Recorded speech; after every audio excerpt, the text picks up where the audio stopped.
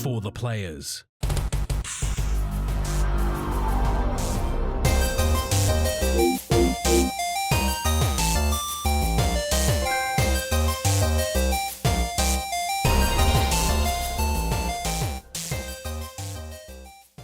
I'm Ryan Betson. I'm Max Cooper. And this is For the Players, the pop culturist PlayStation podcast with over 50 years of playing PlayStation, like 15 years in that game's mini combined. I thank you for joining us in this PlayStation conversation. This PlayStation conversation happens every Tuesday morning at 8 a.m. on podcast services, including Apple Podcasts and Spotify, and 9 a.m. on those YouTubes. If you'd like to take part in future conversations with us, you can. Come and check out our socials: Facebook, Discord, Instagram, and X. All of those links can be found in the description below. If you want to join the conversation as it happens, head over to twitch.tv/thepopculturist, where you can watch us record this show live, where you can jump in the chat and become part of the show. If you want to support the show, you can. Tell your friends, tell your family about this PlayStation pod. And if you are listening to us on podcast services, be sure to give us a 5-star rating and a written review. Wait, hang on. We're going to do a review. Oh, if this was on YouTube, be sure to like, subscribe, the comment below. I endeavor to answer every single comment. And if you want to support us financially, you can at patreon.com/thepopculturists. So, Max, I've decided this week, I think I'm gonna join your side of life. As you going back to night shifts? No, thankfully. I'm going with the Max approach. I'm going to try fill this beard out. Oh, yeah. Gross. I know, and like, thankfully, you know, like your beard immediately goes to that red, gingery, strawberry blonde. Mine has little patches of ginge, and it's not come through just yet, but it will likely be here soon, which is exciting. But yeah, I don't know why. Like, it's one of those things where every time I've attempted to grow a beard, like, as you know, as everyone knows, like, I've had a beard for a couple of years now, but I always keep it, you know, reasonably trimmed. Thanks to Manscaped, by the way, old sponsor of the show. I'm sure our promo code still works, by the way, FTP. So yeah, I've decided, I'm like, you know what, let's see how far I can go again. This is probably like the umpteenth time I've tried to do this, and it will likely go the exact same way as every other time, which is I'll get really shitty at it, and then I'll shave it off. I'll have to trim the mow, though. It's probably the thing that grows faster. It just annoys me. But yeah, I'm thinking about it.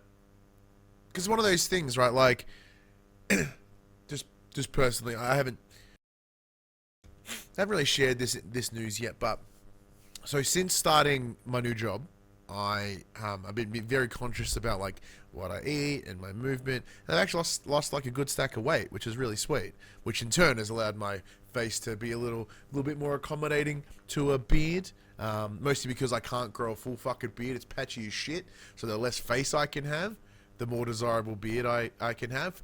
Max, you're very lucky that even, you know, I'm sure you're aware, bit of a round face, but your beard nicely, like, feels all of it in. Correct. So, yeah, it works well. It works well for you, not so much for me.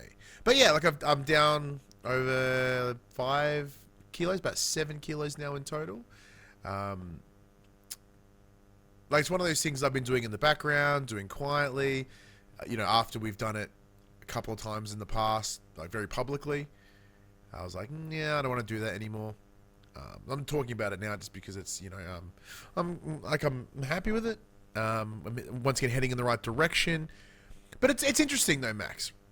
having not done it in the public eye this time, it's changed it for me. It actually doesn't feel real. Like, even though I stand on the scales and it says a number that is less than it was, like, you know, 4 months ago, 5 months ago, it doesn't feel real. Does that make sense? I guess. Yeah, because I'm not actively doing anything to lose weight. I'm not, like, going to the gym. I'm not, like, you know, doing the 2 shakes a day nonsense. None of that. Just some small minor changes, and it's kind of falling off naturally. So it doesn't feel real. So it's difficult for me, I'm finding. Also, apparently the streamer mode's not kicked in on Discord, so now we're just going to get bleeps and bloops. Yeah. That's fun. But other than that, Max, how's your week been? pretty chill. I've had a lot of healthcare appointments and stuff this week. Um, Is it something you'd want to talk about today, or keep that in your back yeah, pocket? yeah. I mean, I did my pre-op appointment for my biopsy for celiac disease, which is fun. Mm-hmm. I got yelled at by the nurse because I went gluten free 7 months ago now, and apparently I Seven wasn't months, supposed. really? Yeah, I know, just before Christmas. Wow, So six-ish, 6.5. Um, that's incredible. yeah, and then the nurse like full on yelled at me. She's like, you're not supposed to do that until after you have had your biopsy because it can skew the results. I'm like, yeah, but also eating gluten as a celiac like is deadly, and I didn't want to poison myself for 6 months just in case. Mm. So she's like, well, a week out, you'll have to start glutening yourself up again. I'm like, okay. So that night, I went home and smashed a pizza. And then died, I assume. No, not at all. Or No, did you no. recover perfectly fine, like you don't have celiac disease? Yeah, that's exactly what happened. No Yeah. stomach pain, no nothing. I Yeah, was like, because you haven't had the biopsy yet, you haven't had the results. As far as your interesting. body doesn't know that it's celiac, so it'll stop doing it. It won't respond accordingly. Like when So you told me that they're like, oh, don't change your diet. I'm like, are you fucking dumb? Like, why would they tell you that? Like, oh, you have like your levels are really insane. So much so that we think you have pretty severe celiac disease. Can yeah, you so continue to eat every piece of bread in sight between now and when we see you next? so that you have three. Like when I got my blood test done, there was three markers. So the first one was like, Maybe. Second one was sure. Third one was yeah, yeah, fuck. the first one was like, yeah, you're on the higher end. The second one was like 80 was high, and I think I scored like 100 and something.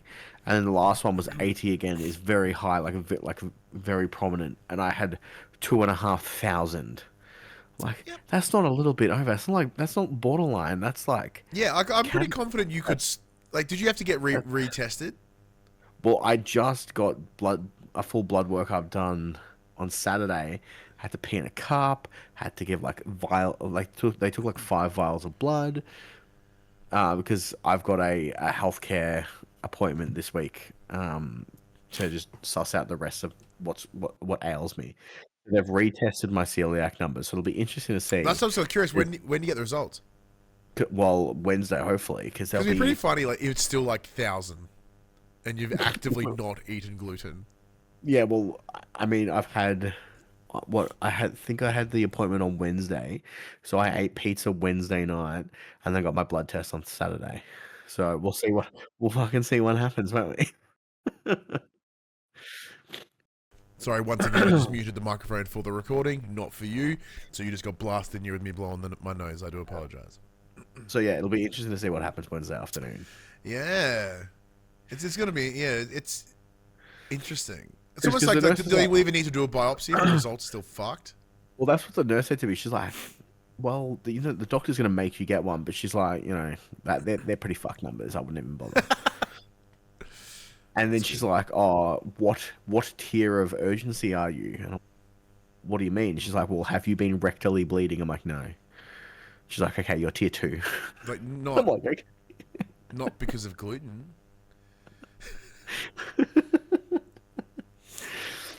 So that was like, yeah. So I'm like, oh, what's the current waiting period to get this done? And she's like, oh, it's about 2 to 5 months. I'm like, okay. All right, keep What? eating them glutens for the next 2 to 5 months, Max. Fuck's sake. So yeah, we'll see what happens. Damn. You're having fun with them doctors. Oh yeah, Yeah. Are you open to discussing the other thing that went down today? yeah, sure, why not? So back in, I think it was September of last year, Mm-hmm. um, got some paperwork to do testing for adult ADHD. And today I finally actually went to a psychologist and went and got that test But my done. favourite part is this is your mate. Now, for those playing at home, as Max mentioned, late last year he was provided the assessment forms, and in true ADHD fucking fashion, he didn't do it until he was forced into a room to do it. It only took like 45 minutes. I know, because I did it, and I also put it off for an ungodly amount of time. Um, And the fact that it's yeah. So it's one of those weird tests where it's like, yay, you you passed or you failed or like, it's a test you don't really know how like whether it's good or not. How you, like you went. It's up to you, I suppose. Yeah, so I'm awaiting those results. I should have them by the time I go to my doctor's on Wednesday, so I can hand the referral letter over. Nice. Because I will now need to go and see a psychiatrist. Yes, because especially if you want medication, because only psychiatrists can provide you meds. Also In the chat, I did miss this earlier. Mute did ask, what was the pizza? What was the pizza that you consumed? I got a Chipotle chicken with jalapenos. Oh. You had me until the jalapenos. I like me Mate, some Chipotle chicken. Have a little spice in your life. No, because then I get rectal bleeding, but not because of celiac. That's a pizza crime, says Reverend Buck. But yeah, in terms of like yourself, like now that you've finally done it, you know, so I've been living with ADHD since what, January of 2020, well, my entire fucking life, but also since bit of paper. The knowledge of it. Yeah, with the knowledge of it since January 2022. It's pretty powerful information to have. Now, granted, you haven't got your official yet, but how do you feel after doing it? Like, hearing the questions, answering them, like, where are you sitting? I mean, we discussed this slightly earlier, and I'm not surprised. Like, I'm really not. Like, so, in terms of the results, the results look like they're swaying one way? Yeah. For those that have been watching you the entire time you've been on here, I'm sure they're aware too. I'm sitting here playing with a USB stick at the moment.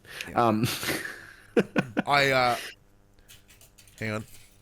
I pounded some Ritalin so I don't have to fidget, which this could be you soon. Imagine the show when you and I are both medicated. What the fuck would that be? Boring as fuck. Yeah, probably. Like, hi, welcome to the show. I'm Ryan, and I'm Max. This is for the players. And we're like measured and collected, and offering like, you know, maybe good insight into things. Sounds fucking terrible. Sounds. We'll have to take it in turns to not medicate on a weekly basis on a Monday afternoon. Look, I am excited. Like when we do it. Actually, hang on, wait. What episode number are we? Like, we're really close to 400. Yeah, should 400 be the first medicated bad boy? Well, we'll see how quickly I can get the turnaround on seeing a psych. Reverend Puck in the chat jumps in and goes, "Time to get some of those Fume sponsorships that both are a replacement for vaping and a fidget toy." Now, I have never, like, once again, back to the ADHD, right? When it comes to, like, vaping and stuff, I understand that our brains, which I can say this now because it's pretty confident, like, our brains are, like, built for addictive shit. Like, nicotine, anything like that. Our brains love that shit. It's also a stimulant, which is really great. So, like, I refuse to ever buy my own vape. I got mates that vape, and I always give it a try because it tastes incredible. Like, hey, do you want some smoke that tastes like a Chubba Chub? I'm like, fuck yes, I do. It's like, this one tastes like Passion. I'm like, give me some. I will never buy one, but I'll always give it a whirl for funsies. And I know that don't we need prescriptions now for vapes in Australia? Oh yeah, I'm sure you do. But tell that to the TSG at, you know, the supermarket. They don't give a shit. Yeah, so Fume I've always heard about. That's kind of like, it's like vapor. It's like literal water vapor. So you're breathing in literally nothing, which is interesting. I think it's most. Oh, so is it like those bizarro water bottles where you put like the scent in your thing? Yeah. You're like, I can taste the smell of the orange. Yeah, so you have that like, ooh, it tastes like, you know, black currant, but without all the fun parts. Hey, if I wanted to drink black currant, I'd just drink a fucking just fucking eat black currants or drink, you know. But anyway. True. And once again, true at a fashion, we just went tangented. Let me just write this down. Max's week. All right, so let's get into the section we call what games we've been playing. Max, there's a game that we have both played this week that you have an interesting story for, and as do I. Yeah, you go first. I want to hear your story is way funnier than what mine is. So. Okay, so those that know, for the longest time, after your recommendation, you went, hey, you need to go check out this game called Blueprints. I was like, okay, sure, why not? Free on PS Plus, I'll check it out. Very quickly, we fell in love with the game. I fell in love with the game. It was incredible. I really enjoyed it. It's something that myself and my partner and my friend Craig, that we all played together, right? Or like Craig would have his own game, but whenever he'd come around, we'd all play it as this collective thing. Now, you know, we weren't here last week because you were sick. I'd lost my voice, and I was pretty sick also. Pardon me, but my partner Phoebe, she had also been sick. Now, because at my day job, I don't really have a team. It's myself. Now we're just hired some more people, so the team's building, which is great. Takes some of that pressure off me. But as of as of last week, I still had, like I said, still sick. All I did was just chuck a bunch of shit in my face and go to work. I had no choice. Gone are the times of COVID where we'd have the slightest sniffle of the nose. It's like, you're not coming into work for like a week and a half. Exactly. But because I still had I still had sessions to deliver with schools and whatnot, I couldn't not, like I had to. I couldn't cancel them all because I couldn't, there's no way I could reschedule all, school if I took a couple of days off. It would be impossible. I'm like, cool, no worries. So I keep going to work. Phoebe's got a couple of days off. No shade to that, of course. Sorry, I just muted myself to clear my throat. No shade to that at all. Like, fuck, I would have had time off if I could have. So I get a message from her. I'm presenting at some school. I get a message like, hey, do you mind if I play Blueprints? I'm like, yeah, sure, no worries. Go ahead. Cool. And then I get a message a little bit later. Like, hey, what would you say, or how would you feel if I rolled credits on Blueprints? Now, mind you, that wasn't a theoretical question, because she'd already done it. Well, you know the rules. It's better to ask for forgiveness than for permission. Yeah, I would have preferred if she asked permission. So, like, what I'm about to say is genuine and also taking the piss, right? It's a little bit of both. But the sentiment is accurate. I have, like I said, my immediate thought is, like, it's awesome that she's loved the game enough to roll credits on it. That's never happened. Literally ever. So for that alone, truly amazing. Very proud of her for that. That's great. But now, if I'm being completely honest, and I also know she's watching in the other room, it has kind of taken any momentum out of the game for me. She said, why don't you just go back? Why don't you go watch the clip on YouTube? I'm like, then what's the fucking point of playing it? You know what I mean? Yeah, but it's making sense. Yeah, then Josh in the chat, and we haven't spoken since. That would make it very difficult, seeing as we live together. But no, it is one of those things. Like, I know she didn't do it out of malice or any ill intent. She just playing the game and just happened to hit the credits. Mind you, knowing full well that you walk through the door that says 46 on it, that's the end of the game, because the entire setup, the first thing you hear from the game is, you need to find room 46. So if you find room 46, they have reason to believe it's kind of the point of the game. There's so much more after it. Doesn't matter. I'm not going to see it now. And I mean that. Like, I know that sounds really petty of me, and it's like, it's no slight towards Phoebe. It's really not. Because she goes, oh, why don't you watch the clip on YouTube? I'm like, then why? What's the fucking point? I played it to experience it. Like, the feeling that you get, and which she's now experienced as rolling credits, is awesome. The sense of completion that you feel, like everything you've put into it becomes, it's concluded. It's done. And I don't have that. It's done. So, like, there's more after the credits. Just go keep playing more. I'm like, yeah, and skip the point, the thing that we build towards. So I'm a bit bummed. Like, I'm a bit bummed about that. But in that, once again, the dichotomy of that is at the other side. I'm just genuinely stoked that she's found a game that she enjoyed so much that she wanted to get credits on. And I'm aware that it's my petty bullshit as to why it's now impacted me. But, like, it was a really good game when I played it. You have a Blueprint story, though? What's yours? So, as you've alluded to a few times, there are a few rooms that you need to get in connected sequence to power certain rooms to unlock certain things. I did that. I was having the God run, in my opinion. Which is I had once again, everything. that's also what Phoebe had, which got her to the end. She just had the perfect run. I had all the doors open in the antechamber room, ready to go. Yep. I'm on my way to room 46. I've counted down my steps perfectly. I've got like 3 to spare. I'm on my way back. The power shuts off at my house for 2 seconds. Game's gone. Okay, that's way worse than what I experienced. Haven't touched it again since. See? I was literally there, ready to see the credit, and the power's just like... As was I! And The fact that she got it in one run, I'm exactly the same as you. And then I was like, fuck this game. It just signed. It doesn't want me to finish. Yep. So will it make my game of the year, chat? Yeah, probably not now.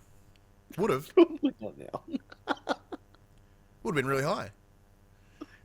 But and look, another game that was within our game of the year chats, and you know, it's not as if, you know, I'm sitting here going meh, but at the same time I'm like, hey Phoebe, do you want to play Death Stranding together?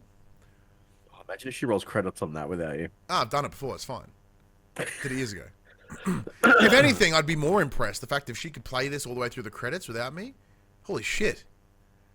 But like so with Death Stranding 2 right around the corner, I wanted to play it again, mostly to get myself re-comfortable with the game, with the gameplay, and also try to remember all the batshit insanity that is Death Stranding 2. Now you've done the same as me though. You've also booted it back up. Are you playing it? Where are you playing it? PC or PlayStation? PlayStation. Oh, cool. Because I know I'm playing the director's cut on PlayStation. Hang on. Got a clarifying statement.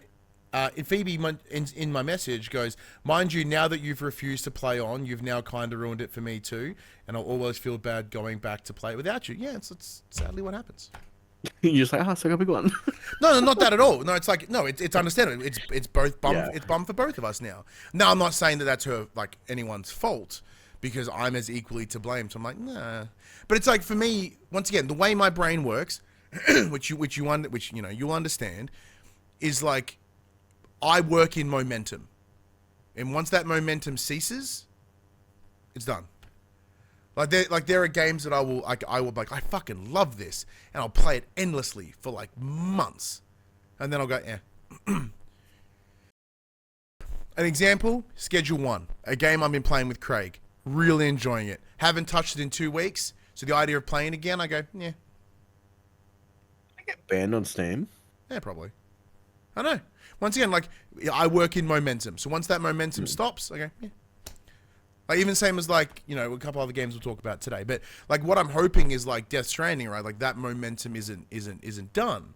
You know, it's even the same as we're trying to organize on our Thursday nights. We're trying to play a Star Wars tabletop role playing game with myself, Phoebe, Craig, and my mate Paris. What? Yeah. I mean, I hate fucking Star Wars, but like, which is probably why I didn't ask you. Yeah, and like we locked that down about 3 weeks ago. Now, in the last 2 weeks, completely on my fault, by the way, because I had a work function last Thursday, and then the Thursday before that, I had wrestling, right? So that momentum has already been broken because of me, and I know, like, I'm already losing the oomph to do it because we haven't done it yet, and I know it's my fault. So we better play it this week. Otherwise, it's probably going to be done. Not out of spite, not out of anger. Just I'm like, it's taking too long to get started.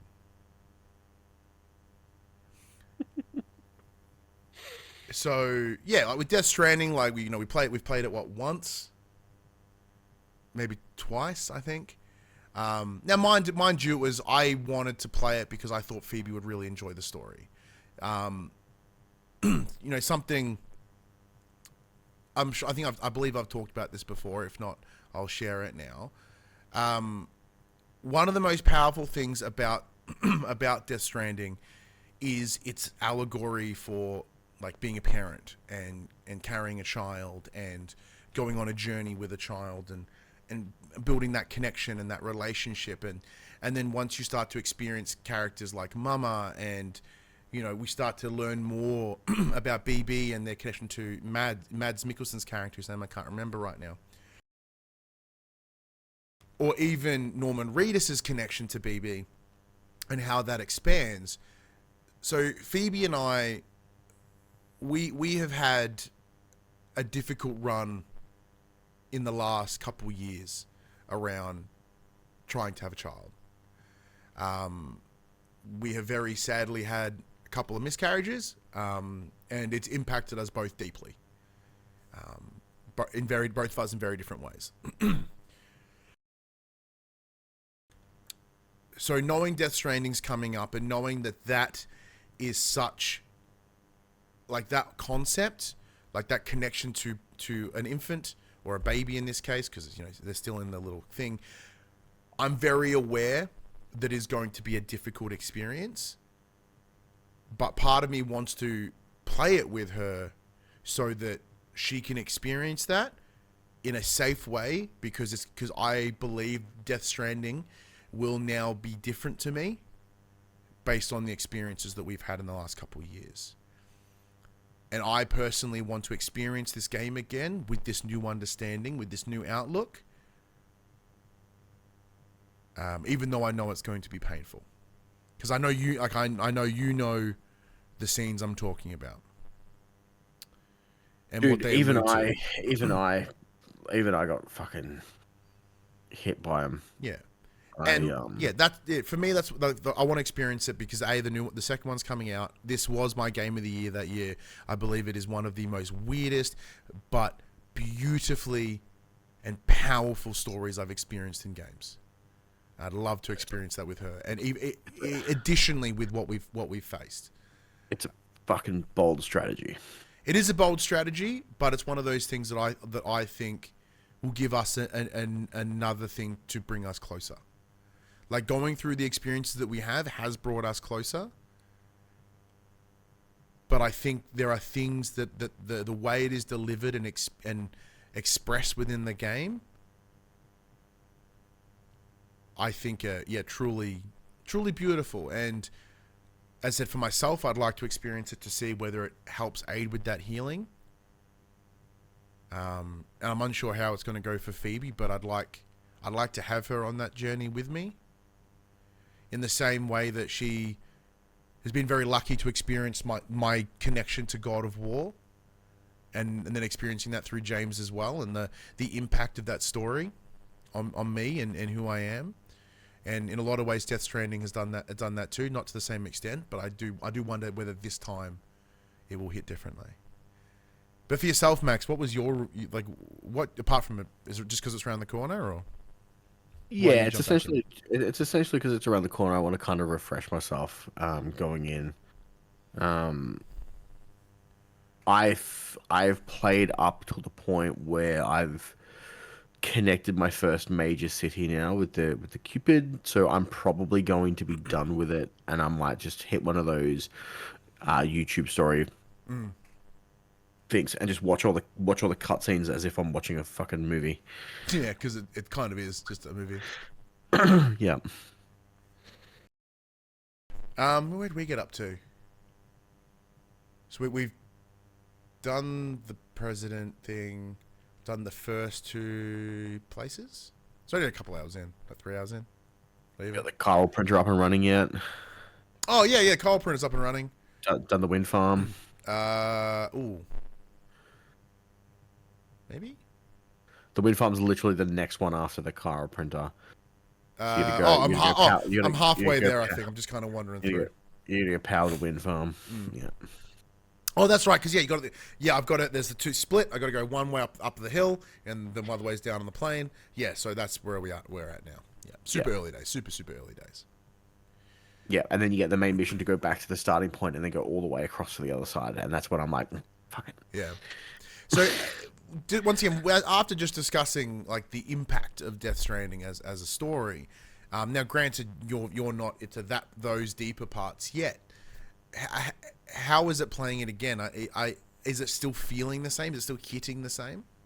The music, seriously, it just brings back all the memories straight away. Like when that music hit, when like you're in the opening scene, the low roar song. Yeah.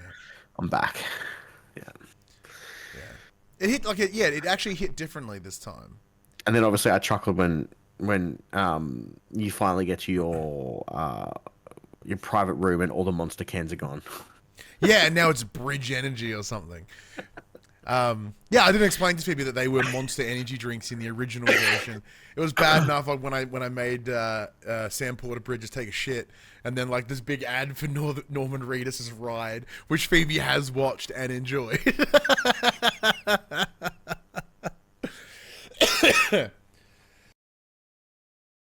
But one thing I have enjoyed though is just remembering how fucking weird it is. But then also that it works and makes sense within the internal logic of the world. Like the concept of there being these ghost things is really dumb and bizarre, but that they're like, oh no, here is how it makes sense, and like you can reverse engineer it, and in the logic of the world, it's perfect. What a game! What a fucking game! Now, granted, you know, Blueprints, you and I coincidentally playing along the same time. Death Stranding, appears you and I have been playing at the same time. There was a game that came out last week. Now, we were very kindly provided 2 codes, one for yourself, one for me. But as of yet, I've not touched it, nor probably will I, because it's not a Ryan game, it's most definitely a Max game. Max, what have you been playing this week? I know what it is. I have been playing Elden Ring Nightreign. Boy, what an interesting title this is. So this is their new title, standalone multiplayer PvE. I want to. It's kind of built like a battle royale, but you don't play against players. You essentially, the aim is you farm up as much as you can, you get as much gear as you can at the end of each night cycle when the fires come in. I think it's called Night Rain in this, funnily enough. When the rains come in, you go to the point on the map that's the safe zone, and you fight a big bad boss.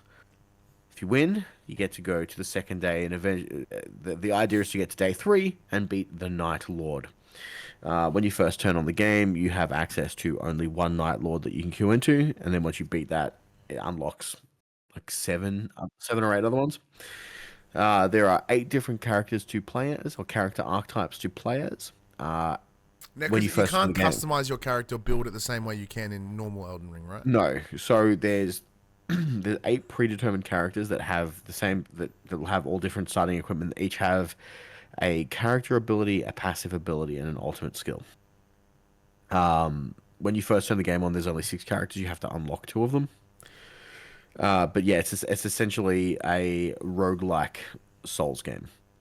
So every time you finish a run, whether it is a fail or a completion, you will get some loot that you can take back with you in the form of relics and ritual ritual gems, and then you can use those gems to start your next run with a bit of a buff, whether it be elemental damage, damage reduction. You'll gain more skill. You'll get your skill back faster. So each character plays very differently.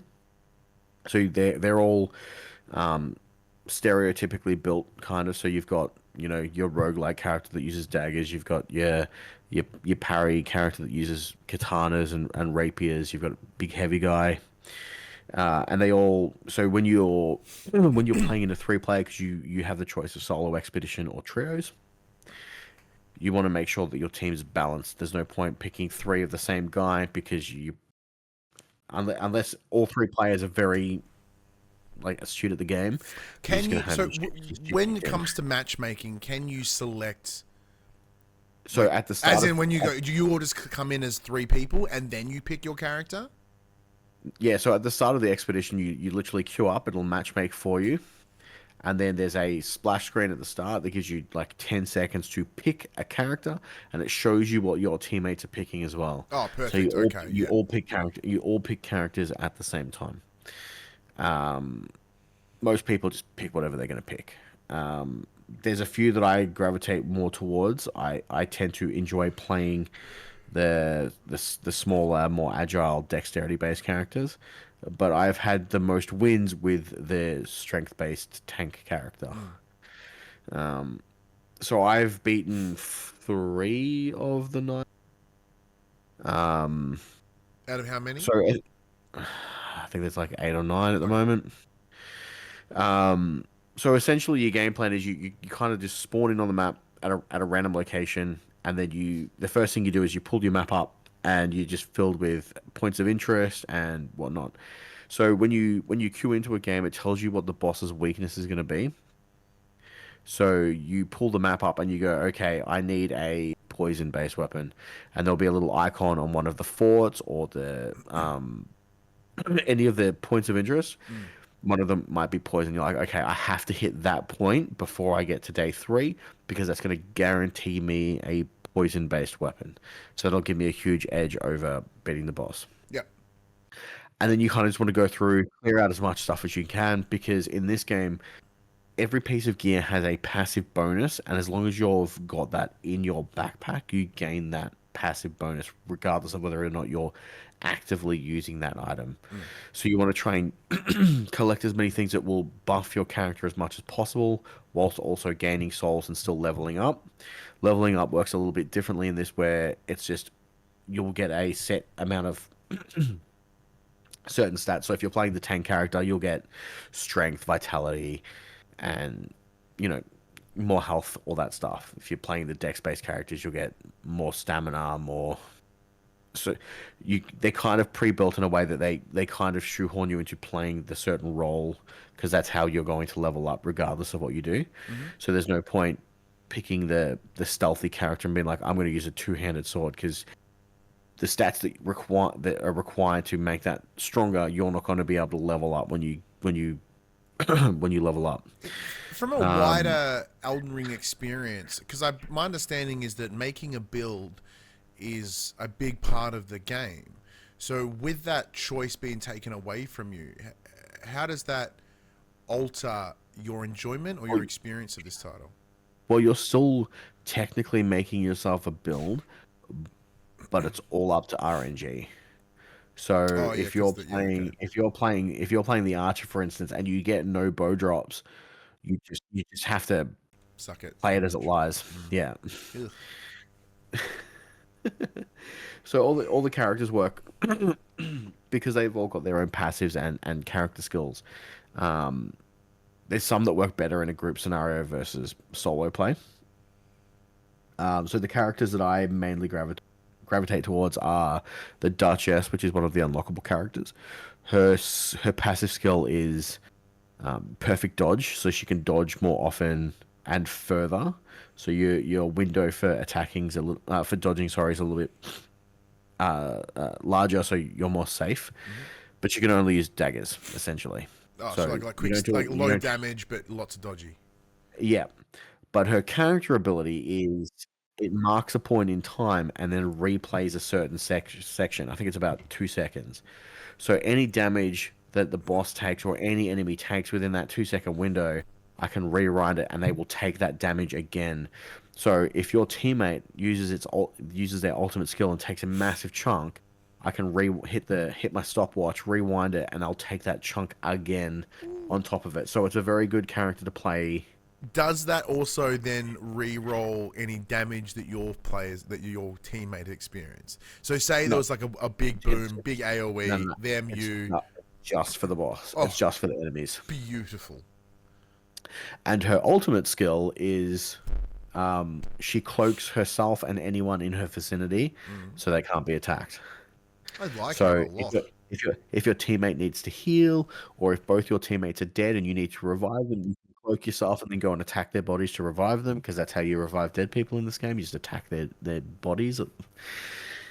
So the Duchess is my main go-to, but I've really enjoyed the character as Iron Eye, which is the archer. Okay.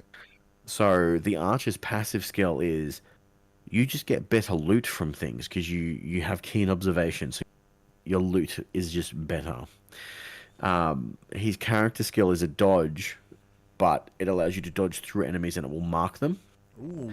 And then if you hit that mark, it deals bonus damage. And his ultimate is just a big fuck off bow that just shoots a massive fucking through Dar of air and just fucking knocks everything, kills everything. Brilliant. But the benefit of because of the way the revive system game in this works, you don't have to run over to the character and hold down square to revive them.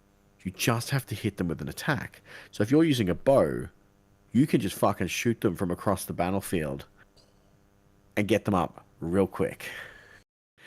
So because it's a team-based game, because you're playing in threes, you get one person to pull the aggro, and then you just fucking pepper the dead guy with arrows until he's back to. That's kind of It's beautiful. So although the archer does fairly low damage, he's really good in a team situation because you're really good at picking people up because you can shoot whilst running. So even if the boss is aggroed on you, you can kind of just fucking strafe and just shoot your arrows, which is handy. And then there's obviously the passive skill of you get better items. Yeah, that was always been my problem with multi-man games like this. The idea that damage is is essential at all costs. But then it's nice to hear that even those support roles are still incredible. Like the ability to do that, to shoot across the bat, like the area, still revive someone. Like that's integral. Like it kind of makes me think that every run you need to have an archer or a magic caster or something. I don't think I've had a run without an archer. And on the games that we don't have an archer, someone's holding a bow in their secondary to just shoot people while they're down. Smart. Okay. Really useful to have. So the big problem I have currently with this game is there's in maintenance right now, so you can't play it. Well, it's just maintenance right now, but there's no communication. There's no voice chat in game. So on a team-based game, you cannot communicate with your teammates. You can ping the map and say, I want to go here, but your teammates don't have to listen. They can just fuck off and do whatever they want. Yeah. Which is annoying. And then I'm really struggling to find games.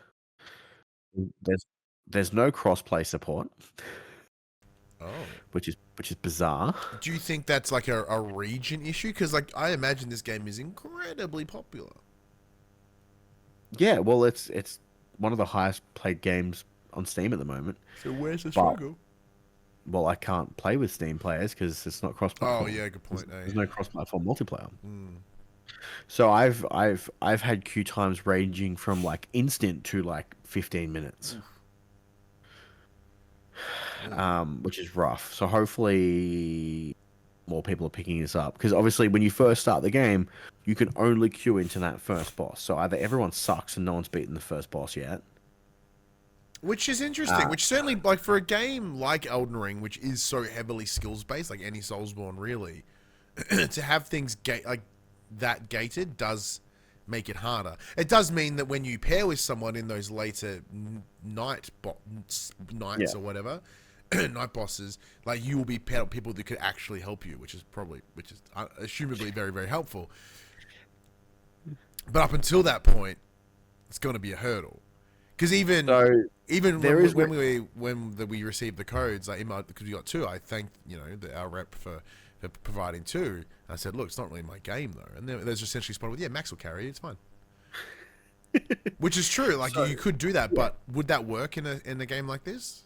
Yeah, well, I can just queue up for the first boss again. So there is an incentive to go and do it. So the way the story is told in this game is through remembrances. So each character has their own little mini story, and they're replayed through remembrances, and each remembrance will give you a set of objectives. So you'll have a little story session where you'll go talk to a bunch of people, and they'll be like, hey, this is what I want you to do. And then it'll say, next time you're out on an expedition, go do this. So the one I'm doing at the moment is I have to beat a particular boss, a particular Night Lord. One of them happens to be the very first one, and one of them happens to be one of the other ones. So I could queue into that basic one again, but then I also run the risk of getting people that can't beat that boss. So it's like, do I want to go for the higher up one, knowing that these people haven't beaten the first Night Lord, or do I want to just queue into the Night, knowing I'm going to get a party faster, but I run the risk of getting 2 people that are struggling to beat this boss to begin with? And it's interesting because here in the chat, Josh La Rosa jumps in and goes, FromSoft are not known for their great multiplayer suites. That is true. And with a game like Elden Ring, like Bloodborne, like Dark Souls, it's all about get good. And in a circumstance where, like, hey, you may have to actually fucking help someone, and, you know, general Soulsborne players tend to be like selfish assholes, very like, haha, look at me, better than you. So the fact that you may have, like, royal you, not you, may have to, like, carry some people in order to achieve the results that you want, it's kind of cool. Well, I mean, It kind of so throws the Elden Ring or the Soulsborne experience on its head, where it's, you know, normally it's just I'm the best, fuck everyone else, go me. Where this is like, go me, I'm gonna bring you with me though. yeah, so I would imagine with like a properly coordinated Or you get a lot of team. really mean direct messages. I imagine it's probably gonna Well, happen. I got a direct message the other night, and it was one of those genuine like, yeah, thanks for that. We definitely wouldn't have gotten through Yeah, without that because I got easy. like a clutch victory at the end. So I was playing one of the other unlockable characters, the Revenant, and Mm. her ultimate skill is you are invincible for like 3 seconds, and it also revives any down teammates. Oh, So everyone was some of down. I these was about to buffs are die, pretty and rad. I'm just like, fucking doosh. Yeah, everything else about her is fucking piss weak. Oh, okay. She's a summoner, so her character ability is you get to pick one of three spirits to come and fight with you. Mhm. They're fucking garbage. Sometimes they'll take aggro off the boss, and then they'll be killed in 2 hits. And her passive skill is literally called necromancy, and she can bring things back. She kills for like 10 seconds. Like she's a fully gimmick character. She's a support only. She's only good with like incantations and magic. And her only saving grace is that ultimate ability that makes everyone fucking invincible for a short period of time. In the chat, Josh LaRossa jumps in and goes, if you're not LV1, not sure that, I assume that's level 1, Yeah. no hit parry only, are you actually playing Elden Ring? Well, if you're playing Elden Ring in any sense, you're actually playing Elden Ring.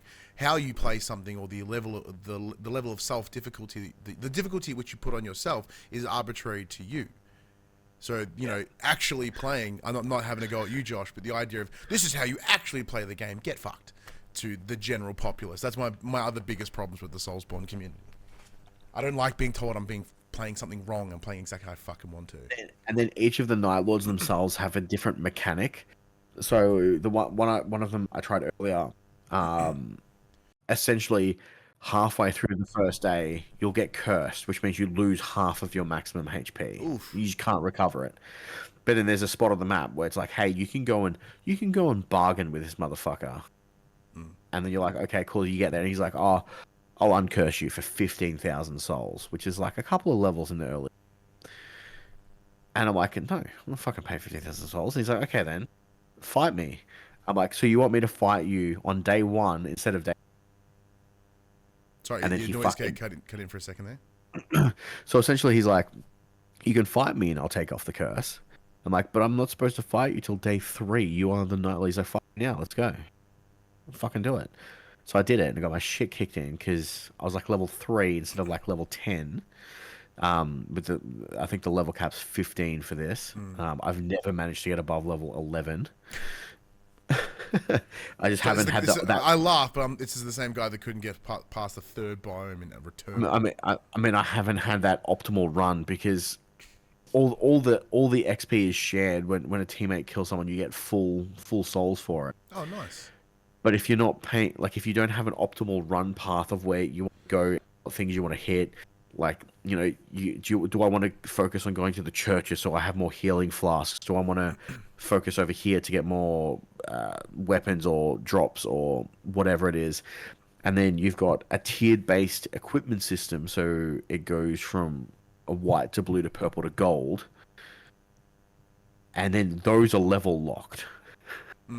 So you can't use a blue weapon until you're level 3. You can't use a purple weapon until you're level 7. You can't use a gold weapon until you hit 10. Not that I've ever found a fucking gold weapon, but they exist. And then because the map itself is the same, but the points of interest will change locations each run essentially. And then they have world events. So one of the ones that I've experienced was essentially there's this big fucking volcanic eruption and this massive fissure in the middle of the map, and from what I can tell from reading the in-game lore, apparently if I get to the bottom and kill the boss down there, I'm guaranteed a legendary weapon. Oh. But I can't for the life of me work out how to fucking get down there without falling. So, with this, because you mentioned some roguelike things, is this a circumstance like, obviously from night 1 to night 2 to night 3, you can keep what you collect, but it's when you die, you lose it all, and you start from scratch again? So when you die in this game, if it is during the day, you respawn, you lose all the souls you have on you, and you lose a level. Oh, okay. And then you can run back to your souls. But you still got all your weapons, etc. It just went, okay. Yeah. You can go collect everything again. Okay, well that's like not brutally RNG. If you die at night, it's game over. And it'll kick you back to the lobby. That makes sense. Yeah. So the other thing is, during the day, if you're fighting field bosses during the day and you die, when you respawn, they don't regain their health. That's good. So it's easier, but yeah. But it's also like longer and harder. If you get dickhead teammates, it does make the game more difficult than it needs to be. As the future dickhead player. Like if you had that ability to voice comm and you knew the people, I think you would be able to route out a pretty good path, and you'd probably do really, really well. But because there's a lack of that, you know, I don't know when my ally is going to use his ultimate skill, so I can't. I need to be paying attention at all times to make sure if I'm playing like the Duchess character that can rewind and redo the damage, I have to be ready. I'm like, oh, should I use it now? Because I did a fairly good chunk, and then they use their ultimate. And I'm like, well, I can't use it now. Wasted the potential to do so much more damage. Whereas if I was in voice chat with someone, they're like, hey, I'm gonna do this now. I'm like, cool, I'll save my skill. I won't use it.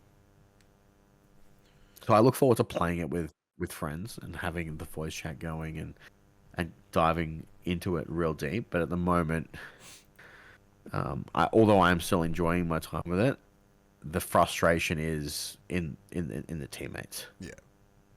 And currently, there's a patch going live right now that's going to make solo play easier. That's going to allow you to buy self-revive items. At the moment, solo play is horrendously fucking unbalanced. And unless you're really, really good, it's really, really hard. So yeah, so you're loving it? You're giving it a good solid love? Oh yeah, I'm still really enjoying it though. Nice. I do love it, that the fact that there are certain games that are very Max games, and there are certain games that are very Ryan games. An example is, so a little recently, I received a lovely email, and it was like, hey, here's, as you know, I love my simulator games, and this one was called Cash Cleaner Simulator Max. Now, having just come off of a laundry store simulator, I was gonna say, if this isn't you just tipping money into a fucking washing machine, yeah, it's kind of exactly that, eh? Awesome. So, the premise of this game. So, big thank you to the team for providing the review code. We got the code like before launch. However, with Doom and just life being life, we had a couple big games to cover. I wasn't able to jump into it until this past weekend. So, they did give me a follow-up email being like, hey, have you checked it out? We'd love to see your content. And I had to respond being like, hey, man, I'm so sorry. I haven't done it yet. I'm really, really sorry. Life's been busy. Really bad. Sorry. But thankfully, I've been able to spend some time with it. And look, the only way I'm going to consider this is good things to comes to those that wait. Because, Jesus Christ, is this game incredibly fun. So, although your premise was correct, there's a bit more to it than that. Is this a PlayStation game? Because I know you've been playing a lot of sim games on PC lately. It is on PC. I've been playing it on PC, knowing because majority of the sim games that I enjoy don't cross to console, mostly because the menus or that little extra intricacies. Thank you. Gotcha. Are a bit tougher on a controller. Now, granted, you're not like you use quite a substantial amount of the keyboard, but not all of it, etc. So the idea is that you are essentially in this little warehouse. You have a phone, and there is someone being like, hey, you're in here because of me. You got shit to do. You can't get out until you're done. I'm like, okay. And the premise is you open your phone, there's an app, you click the app, and it'll give you a task. So I wouldn't call them missions, they are more tasks.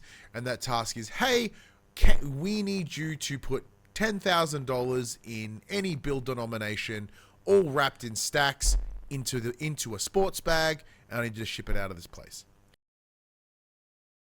So what they will do is from the little trap in the sky, a couple bags will fall down. They're all full of money, and so the first thing you want to do is sort it out. Now, this is the part that I am genuinely having the most fun with. Like, I've spent more time just like cleaning, bundling, organizing all these monies than actually shipping shit. Because it'll come in and I'll be like, oh, 10,000, that's easy. These two bundles I prepared earlier, bing, bing, put it in the bag, throw it out the door. And the task is done in like 3 seconds. But then I have to go through all the bills that I just got, and they're all like different denominations. Some of them bundled. The bundles are inconsistent. So you have to cut the bundles, and then get a machine. So I put a big clump in the counting machine. So it spits out all the ones that aren't that. Cool, I collect them up, put them into the second one that I have. So if I have the denomination of 100 on my first one, collects all the 100, spits everything else out, put 50 on the next one, pick up the stack, throw it in the new one. While it's still spitting out whatever's left, it's already working on the next one. Start bundling up. I've got pallets, because you can have like boxes. So I've got pallets, and I have a stack of 4 pallets on to the left of the building, where that's all my money that is unbundled, right? Like it's not in even stacks of 100 or whatever, which is what I like to do, even though I have the ability to make the stacks kind of whatever I want. So I have 4 stacks over there, and there's your 10s, your 20s, your 50s, your 100s, brilliant. And then next to it, I have them all bundled up in their 50s, 10s, 20s, 100s. And then on top of that, because some of the as it is cash cleaner simulator, right? Some of the money that you get is tampered. Like, they're forgeries. So you then have to verify what's real and what isn't. Because some of the tasks will specify we want legit bills or non-ink covered bills. So an example is there's a thing that comes from one of the tasks early on. It drops you a bunch of those bank, like big zip lock, big bags. Pop it open, pff, ink pack goes off, blows out everything that's inside it. So then, as of right now, I've unlocked the thing that allows me to essentially scrub the notes clean. But up until then, I had like a washing machine and one of those like a big, those machines that you can go in and catch all the money. That's the dryer. So like when I get bills that are just simply dirty, washing machine, in the dryer, in a pile, sort them out, boom, next task. Now, granted, I'm only like a reasonably small handful of hours into the game, and it's already like escalating in intensity, which I really like, especially within these simulator games, where you learn the basics really quick. Pardon me, there's ways for you to accrue money, to accrue resources, and then the tasks will just start ramping. So you don't the idea is that you can golden path and just hard brute force each of the main tasks. But unless you do these side tasks and accrue some of that like side wealth, because let's just say the task is like we need $15,000 in a box. Cool. They'll probably drop like $25,000 out of the sky. So not all of it will be needed for that task. So instead, I focus on having it all sorted and ready to go to allow for an order that I presume is coming that'll be a big honker one. And the more you play so far, the more area in this warehouse unlocks. I thought it was initially quite a small space, but there is like a big built wooden wall that eventually burns down by circumstance, and you have access to a furnace. So if there's any of the bags that are damaged, or you can probably throw all the fraud bills in there if you want, or any of the ink covered, like anything that you're like, I don't need that, burn it, because there's no trash, there's no bin or any other way to dispose of things other than burning it. Now I won't explain what happens after that, but I have opened up the area again. Now just for those that want to experience the title, I won't let you know what happens next, but essentially, as I mentioned, it just ramps up that difficulty. Sorry, as I clear my throat. But by difficulty, I mean in what the task is asking of you. The motions are still the same. The systems are still the same. It just increases the intensity of it. Now, the interesting part, which I'm not quite sure whether I enjoy or not yet, is that as I've opened up more areas, it readjusts the layout. So suddenly I have to rethink, because I like to have things laid out in a relative like chain. I can go this to this to this to this, boom, and then it's out the door. But every time I've opened up a new area, it's then altered things, so I have to replan, rethink how I have my setup, and that's fun in of itself. So where I'm at right now, I'm in the process of realigning my setup. But outside of that, like, the game is great in terms of its visual aesthetic. I really quite like. It's got a lot of interesting street art designs, very graffiti-esque. Once again, going for that sort of what's what I'm looking for, like like a street illegal feel.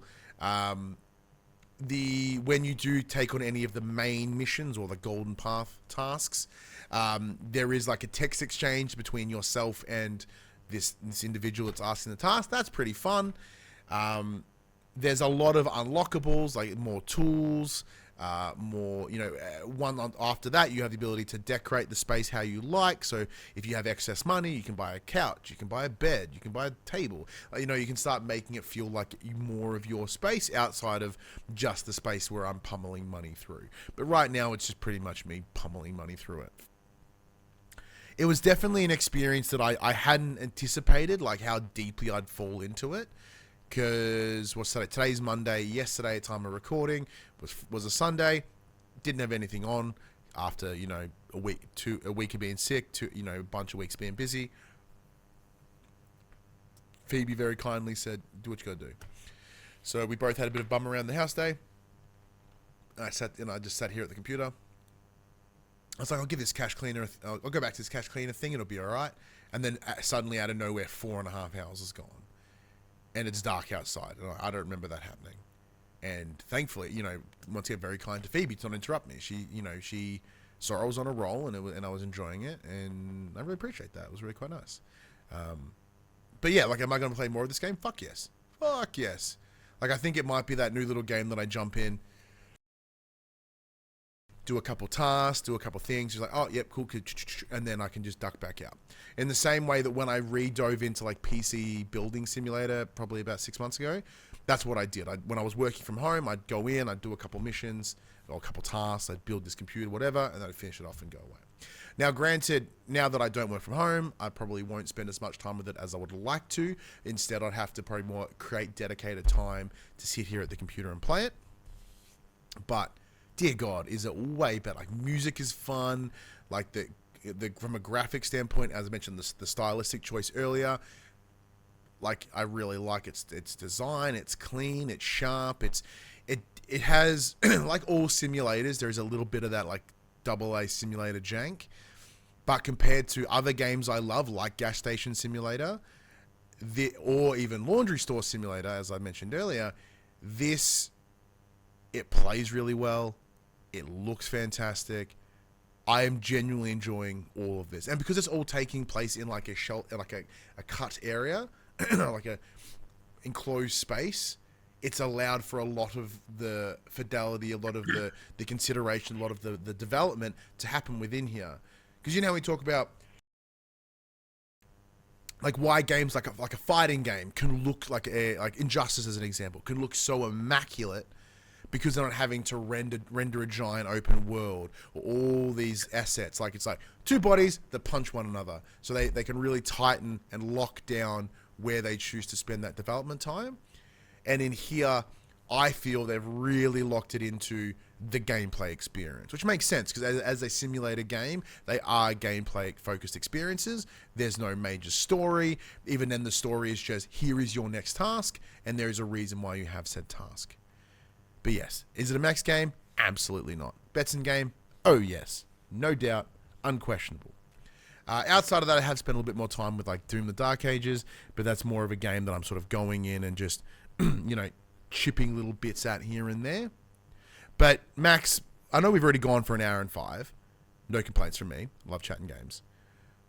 But you have dived back into a genre that is max as hell. Yeah, I have been dabbling in the battle royale space again. So last week I picked up. It's called Off the Grid.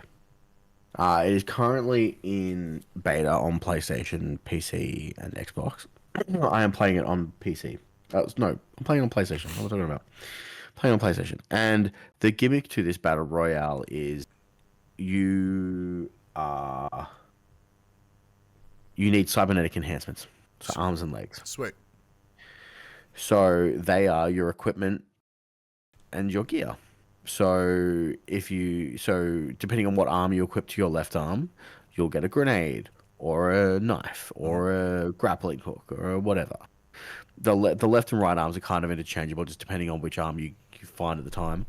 And the legs will give you movement-based skills. So one is like super speed, one's cloaking, one's super jumping, one allows you to shoot fucking mortars out of your kneecaps, which gives you a free UAV, which is great. It'll ping any enemies in the zone that you. So I don't even use them to ping enemies on the map. But the cool thing about this game is its verticality. So instead of being a round map, kind of like Warzone, it's a fucking long, skinny map. In the chat, good friend Blake, also known as the Royal Rooster, did ask. He goes, "I did play this early days, so it's about the game you're discussing now. How are the load times and the frame rates?" Sorry, I know you cut you off right in terms of the map. No, that's right. Head into that. Yeah. Frame rate's been fine. I'm playing on what is perceived as performance mode, so I haven't had any dips, and I'm waiting maybe a minute for a game. Cool. So there's already a bit of interest in it, which is good. But there's a map you mentioned was quite long. Apparently they're going full launch this month. Oh, okay. But yeah, so the map is, instead of being like a round or a square, it's a long rectangle. It's like a big pathway, big hallway sort of setup. I mean, it's wider than that, Okay. but essentially you've got like a villa estate. You've got big skyscrapers. You've got constructions. And okay. In my head, it was once again you said verticality, of course. Yeah, and the gimmick is, instead of having a parachute like in Warzone, you have a jetpack. So you have rocket thrusters. So the more you fly down, the more momentum you can get back up, and you can kind of dolphin swim through the air and until they overheat, and then they're like, "Hey, fall down." I don't know what it is, because I haven't played shooters in a very long time, but people who play this game suck. Yeah. So this is the thing that made me chuckle, is throughout this week, we've been getting messages in our little group chat with you and just your leaderboard. And, you and I talk a lot about our old man reflexes, especially now we're in our mid-30s. And now, granted, your first-person shooter reflexes are still better than mine. But you are, like, decimating people. It was like 15-0. Which I know for many is not a lot, but... Well, when there's only 60 people in the lobby, I'm killing a quarter of the players by myself. Yeah. So I was playing it with one of my friends from Sydney, and we teamed up with another PlayStation player, and he was using voice chat. So we jumped out of our party chat and joined in, and we stuck together for like 3 games. We won all 3 of our games. Mm-hmm. And then he's like, "Hey, I've got a dip." We're like, "Cool, no worries." But if you just run at people, you could kill them. So they were essentially both playing with like my friend and this random guy were both playing with sniper rifles. Mm-hmm. And me being the player I am, I've got my fucking sprinty legs on. I've got an SMG. I'm just running at people. I'll dive off a roof and just fucking land in their face and just spray them and then the fact there's like verticality and you can jump ass around, like that is your playstyle. Just unexpected out of nowhere. There you are. Essentially, the 2 snipers were just pinging people on the map for me, and I'm just fucking running at people. We're like, let's do this. Game's fun. It feels decent enough as a shooter. Gunplay was nice. There was enough of a variant guns to, keep anyone happy.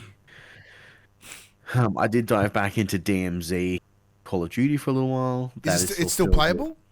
It is still What do you mean playable. Warzone? No. DMZ is still playable. You can still play DMZ. The only people that play DMZ are the sweatiest fucks I've ever seen in my life. So I was queuing up. I was queuing up. I was queuing up solo, and I'm like, I kind of want to play with people, but I accidentally queued solo. So using the in-game function, I'm trying to like ping saying, "Hey, I want to join a squad that's nearby me." And because there's proximity chat, they're like, "We're not going to let you join us. We're going to fucking hunt you down, steal all your shit." I'm like, "Okay, cool. Let's fucking do this then. It's 1v3." And then I kill them all, and they're like, "Oh, come join our squad, Resis." I'm like, "No, No, fuck fuck you. You you. had your Yeah. chance.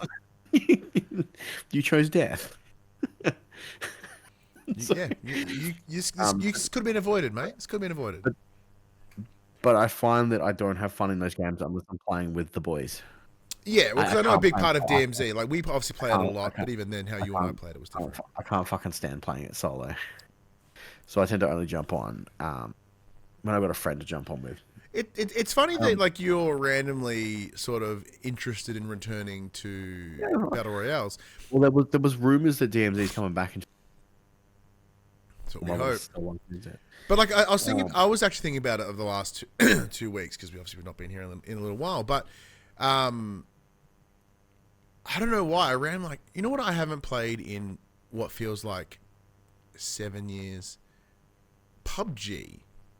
Because I played a lot of PUBG when it launched. I quite liked it. I really Extraction enjoyed fuck the. right off. Well, no, yeah, but like, Although in saying this, Off the Grid is also an extraction shooter as well as a battle royale. So to unlock anything, you have to pull items out with you. I So liked the intensity of PUBG, as in you spend so long not seeing anyone, and then shit goes down. it was too slow for me. That's why I like Oh, DMZ yeah. because it was the fast-paced action of COD, but on a larger scale. Yeah, DMZ was really a good Yeah. middle ground. Plus, I love the NPCs that they put in.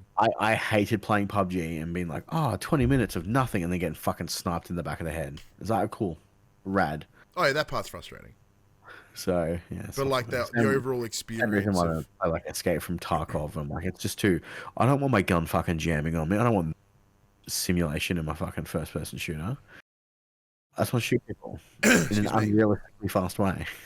Yeah, it's difficult because like I don't as a concept I quite like extraction shooters. Mostly because I know I'm trash and PvP ain't it. But like I can fuck with PvE. Yeah. But except for that one time where I got aggroed by every single NPC in DMZ. That was so You good. didn't. That was the worst. Yeah, but like as of yet, I'm yet to find one. Like we tried with was it Rainbow Six Extraction? You, myself, and Padge tried to play that together. Didn't really work. DMZ is probably the closest that we've got.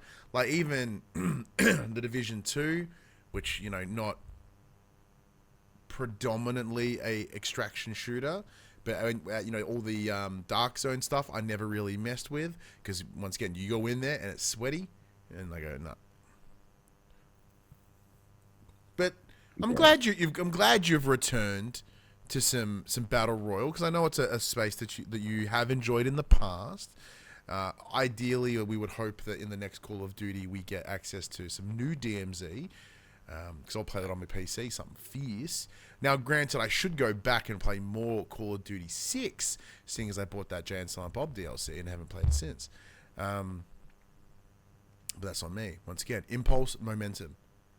Just very quickly, the last thing I've been playing this week is a game that's out on the Steam Next Fest. It's a demo at the moment. It is coming to console at a later date. It's called Dead as Disco, and it's what if Sifu was a rhythm game. Oh. Oh.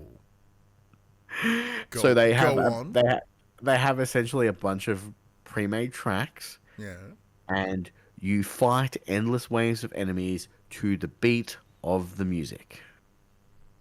And they have an endless mode where you can import your own songs and set, as long as you know the BPM of the songs, you can punch, fight, kick, snap necks along to the beat of your favorite song.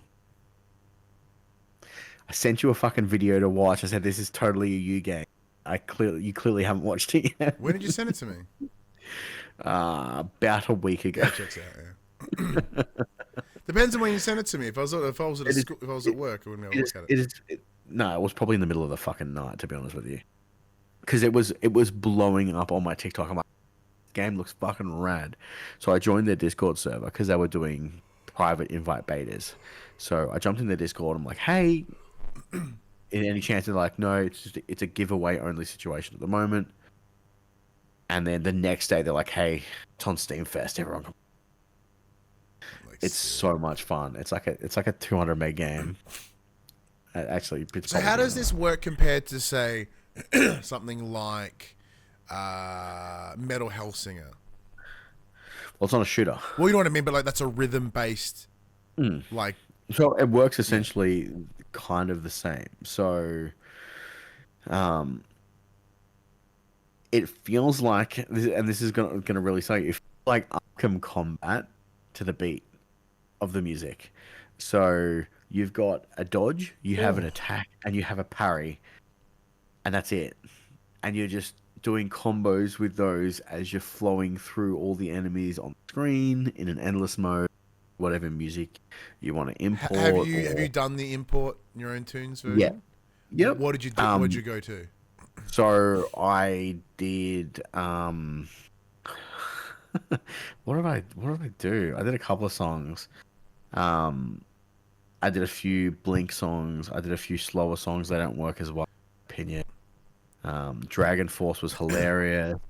I did Rap God by Eminem, and just all you have to do is you can either manually do like click to the beat, and you can give it the beat Yeah, that because you I was want, gonna say like, or you granted, can pop punk songs like Blink, their BPMs are relatively fine, but because they play double time, like it seems faster.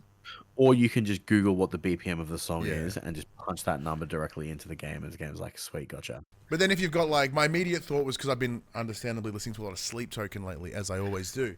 But with their new album, even in Arcadia coming out in the last 2 weeks, with a lot of their songs sort of having those big BPM switches throughout and like big tonal shifters, I wonder how the game would pick up that as this kind of like nice Not and this well. kind of like this kind of triplet based little hip hop inspired bit, and then it just goes into like dun dun dun. And I wonder how the game would tolerate going from like a Latin inspired beat to like hard ass gent.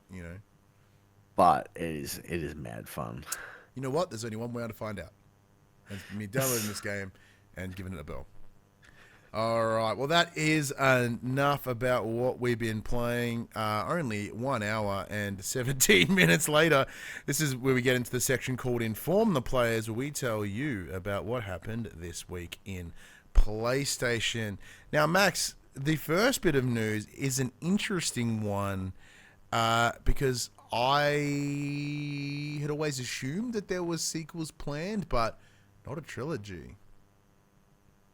So, PlayStation 4 game The Order 18 originally planned as the first entry in a trilogy containing The Order 1891 and The Order 1890. A member of the Ready at Dawn development team has revealed in an interview with YouTuber Julien Chize, this is coming from VGC, former creative director of the now closed studio Rumours, shared the team's original plans. After the first game, he said a 10-page pitch for the sequel was written that touched on bigger combat encounters and the inclusion of. This follow-up apparently made it to the very early stages of development, but was ultimately cancelled. As for the third title, they explained they drafted plans for where the franchise would go, and even went as far as to write stories where the IP is based in the 20th century. Ready at Dawn never got the chance to turn the Order 1886 into a full series, as they agreed with the comments made by one of the developers' co-founders, Andrea Pacino, that the poor launch reviews killed any chances of a big follow-up being made. Earlier this year, Pacino spoke of the, quote, critical reception being the reason why they received the sequel. Quote, Sony is a very proud group, and rightfully so, and and the critical reception, if it had even been just in the 70s, we would have had the sequel, I'm convinced. Just a few points more and it would have been okay. The average score on Metacritic landed on a 63, with a slightly higher user score of 6.8. It was claimed that the internal reviews were tracking, quote, way higher than the public critic response, and in reality, the studio needed another year to get the first game into proper shape. However, its February 2015 release date was considered non-negotiable, so Ready at Dawn had to cut a lot of content. After creating the Order 1886, the California developer began making VR games and was eventually acquired by Oculus Studios. In August of 2024, though, the studio was shut down as a result of budget constraints. Sir Galahad, the main character of the Order 1886, was at least honored in the post-launch update to Astrobot, adding him as a new collectible special bot. Yeah, so this is an interesting, as I mentioned. So for those playing at home that may not be aware, the Order 1886 was a relatively early release in the PS4 life cycle. It was handled in a second-party capacity, developed by Ready at Dawn, published by PlayStation. Therefore, the IP sits with PlayStation. Pardon me. The problem that this game had was that it was about 5-6 hours long. Which was, not what was expected of it when it was charged at full price. It looked pretty amazing. However, as you mentioned, due to development constraints, it failed to really deliver anything largely groundbreaking outside of feeling like a fancy tech demo. Now, granted, I have not finished it, mostly just because I started it and then got distracted and sort of wandered off. But it has been on my list of titles to go and completely experience, right, to wrap it up. Because it does, from my experience with it, my relatively short experience with it, I really liked where it was setting up. This alternate, 1880s where technology had escalated to a point where you can have, like, Tesla arc guns and stuff. That's not Tesla as in Elon Musk Tesla, but Tesla as in Nikola Tesla. It was very steampunk. Very steampunk, and I like supernatural shit like that, which is pretty fun. But about yourself, Max, what's your experience with the Order 1886? I've played like an hour, and I, as with you, fell off it. It is very slow. And yeah, it didn't grab me early on. But it would be, knowing I didn't know that it was only like 6 hours long, so maybe I should finish it. Look, I will admit that the title really had potential. The world it built, the story, the things that they were setting up, also those initial considerations, really had some strong potential to go on to be something greater. And knowing that there was full plans to do so is great. My understanding is that the multiplayer was originally slated for the first release. However, as those constraints you mentioned, it did have to get pushed. In the chat, Josh LaRosa jumps in and says, the game deserved better and at least a sequel. Talented team that made some of the best PSP games, intriguing world and lore. The exact game launching for $50 USD or $49.99, and presented in a way which didn't paint the game being this massive exclusive, and we would be playing part 3. Yeah, I do agree with the sentiment around PlayStation being very proud that they are, especially when it comes to their exclusives, and especially their over-the-shoulder third-person narrative adventure stories, which is exactly this. It makes sense why they would have been less reluctant, especially in the score in the 60s. As the article said, had it been in the 70s, I probably would agree with them. I think it would have got there too, because there are folks out there. There is a vocal fan base to the Order 1886, including a friend of ours over at Well Played, Zach Jackson, notorious, well-known Order fan. Even's got himself some Order ink on his body.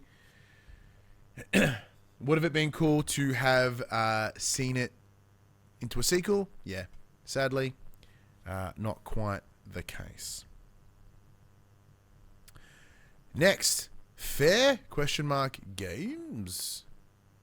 Now, if you remember the original trailer for Fair Games, it had a contemporary Robin Hood vibe to it, as squads of fashionable rogues robbed from the rich.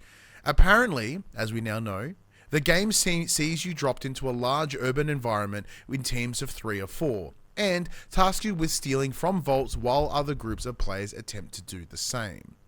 But apparently this game doesn't feel too good to play and is, quote, super clunky, end quote, in its current guise, which reflects what Bloomberg wrote in its report on Raymond's departure 2 weeks ago. The feedback to the release has not been good. Sony has said that it remains committed to Haven Studios under new leadership, of course, but it's been 4 years since the team was founded and more than 2 years since it was acquired outright.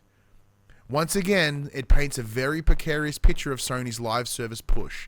With the plug pulled on Concord in an unprecedented circumstance and many of its online projects cancelled behind closed doors, the company will understandably be feeling skittish about whatever it pushes out next.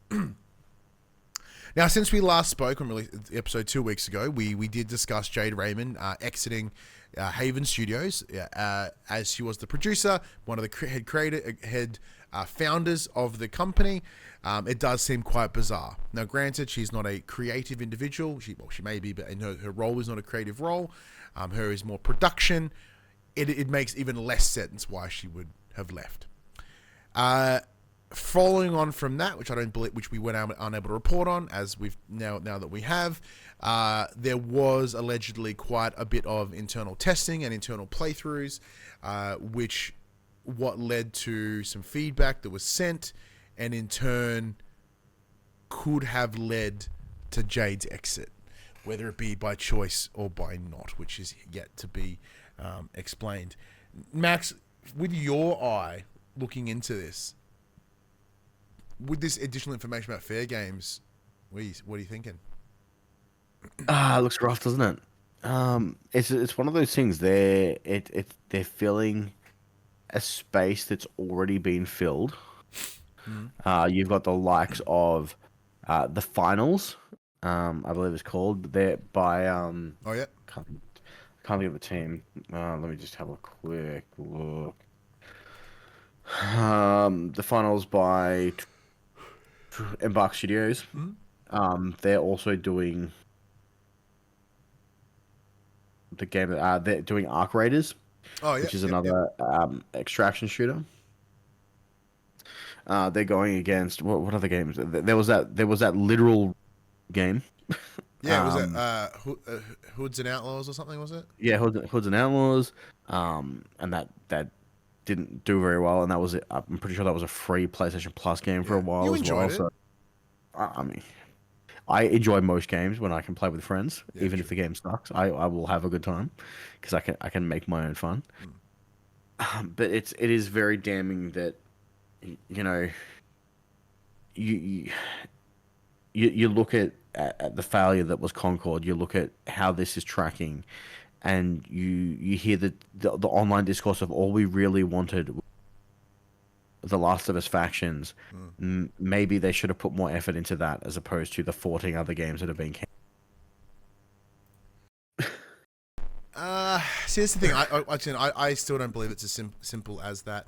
I mean, obviously it's not, because if it was, that's what they would do. Yeah. But the other thing is why a company would want to make 14 live service games when people are only going to play 2 or 3. I can exactly tell you why. It's a fucking bizarre situation. Well, it's interesting, right? So the way I look at this, and this is sort of the way I'm thinking about it. Are these games for me? No. Are any of these live service games for me? No, not at all. Right? The games that I like, the games that I enjoy, are those PlayStation exclusives. It is those narrative-driven experiences. That is what I love, single-player stuff. Does that mean PlayStation shouldn't dabble in those spaces? Absolutely not. Now, the question is, like, why build 16 of them? And, because the reason I believe they have done this is they're fucking around and finding out. Right? It's one of those things where I am much happier to have heard that PlayStation were willing to try, that they threw their investment money in these things with the consideration of if it works, excellent. If it doesn't, that sucks. Now, had these experiments been done 10 years ago, now obviously the games as a service experience is very different 10 years ago, but from a world economic standpoint, PlayStation had a lot more ability to fuck around and find out a decade ago. Like, they really could have just thrown a bunch of titles at the wall, see what happens, where do they make it in development. The amount of games that are in active development that we don't hear about and that may never see the light of day because as it starts to build, they go, yeah, this isn't working how we originally envisioned. Like, okay, that happens. I would much rather Sony go, hey, we're going to try these things, than go, we're going to leave it in somebody else's hands. PlayStation have already done that. They did that with the handheld space. After the self-death of the Vita, PlayStation made the choice to step away from the handheld market, and it gave Nintendo complete reign to dominate it. And then further on from that, release the Switch 2 and become an incredibly popular handheld and console, which then led into the development and the very successful release of items like the Steam Deck, the Asus ROG Ally, etc., etc. Sony now will forever be behind the 8 ball in that handheld space because of that decision.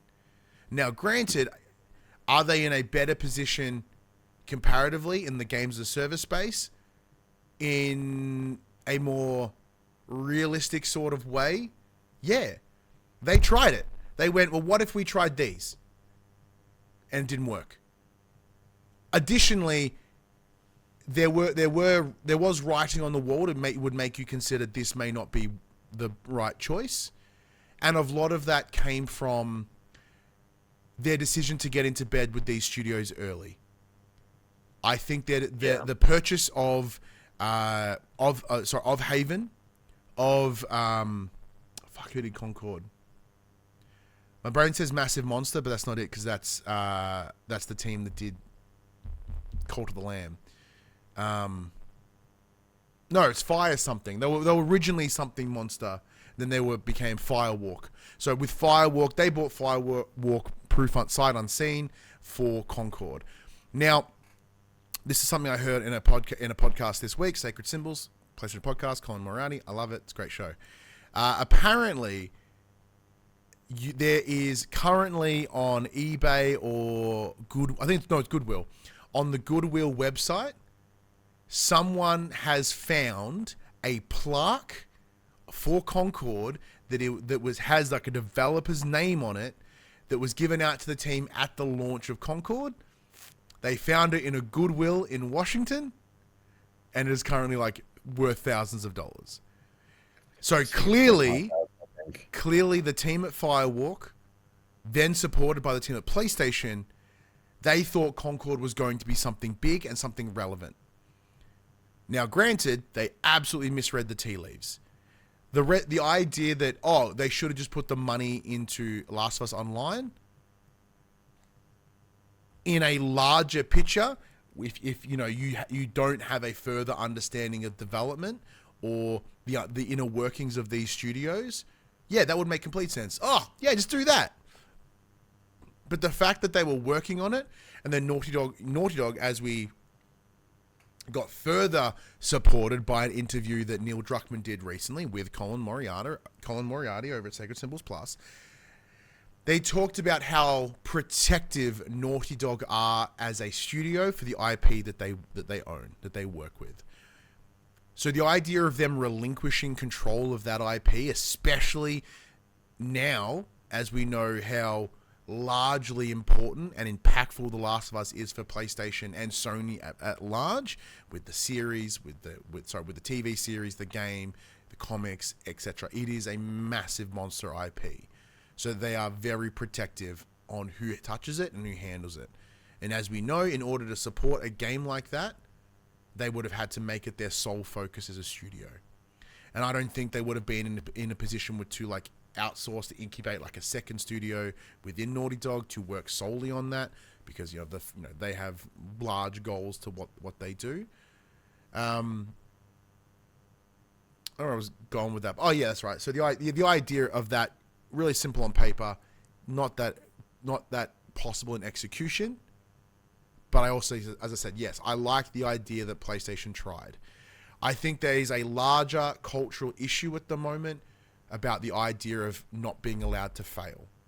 It's always an issue, like, especially in Australia, people will call you out when you fuck up, but you have to try to fuck up or to succeed.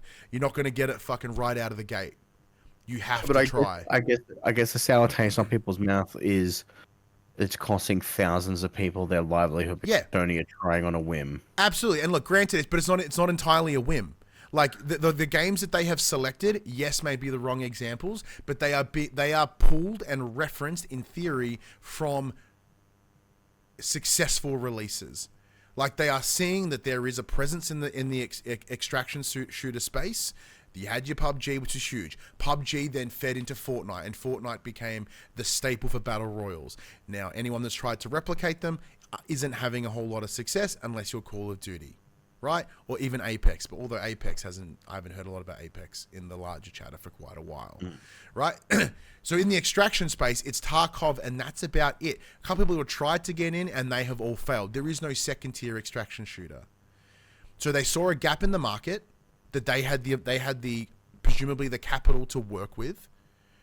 Did they make wrong investments? Absolutely. People make wrong investments all the time. Yes, it costs livelihood. Yes, it costs livelihood. But it's also business.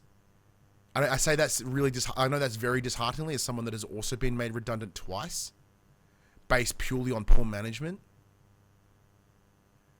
I look at this going, yeah, it's poor management, but the risk. I don't think the risk was worth the negative impact, but taking the shot was worth it. But the market as it stands does not support that level of risk taking, nor does the overly critical gamer TM. They're not willing to be accommodating to a potential misstep. Everything has to be fucking incredible or it's shit. Once again, it's the time, place, cultural, financial, it's a whole bunch of string of things. But sorry, you keep going, Max. I did ask you a question, then I kept talking. You did?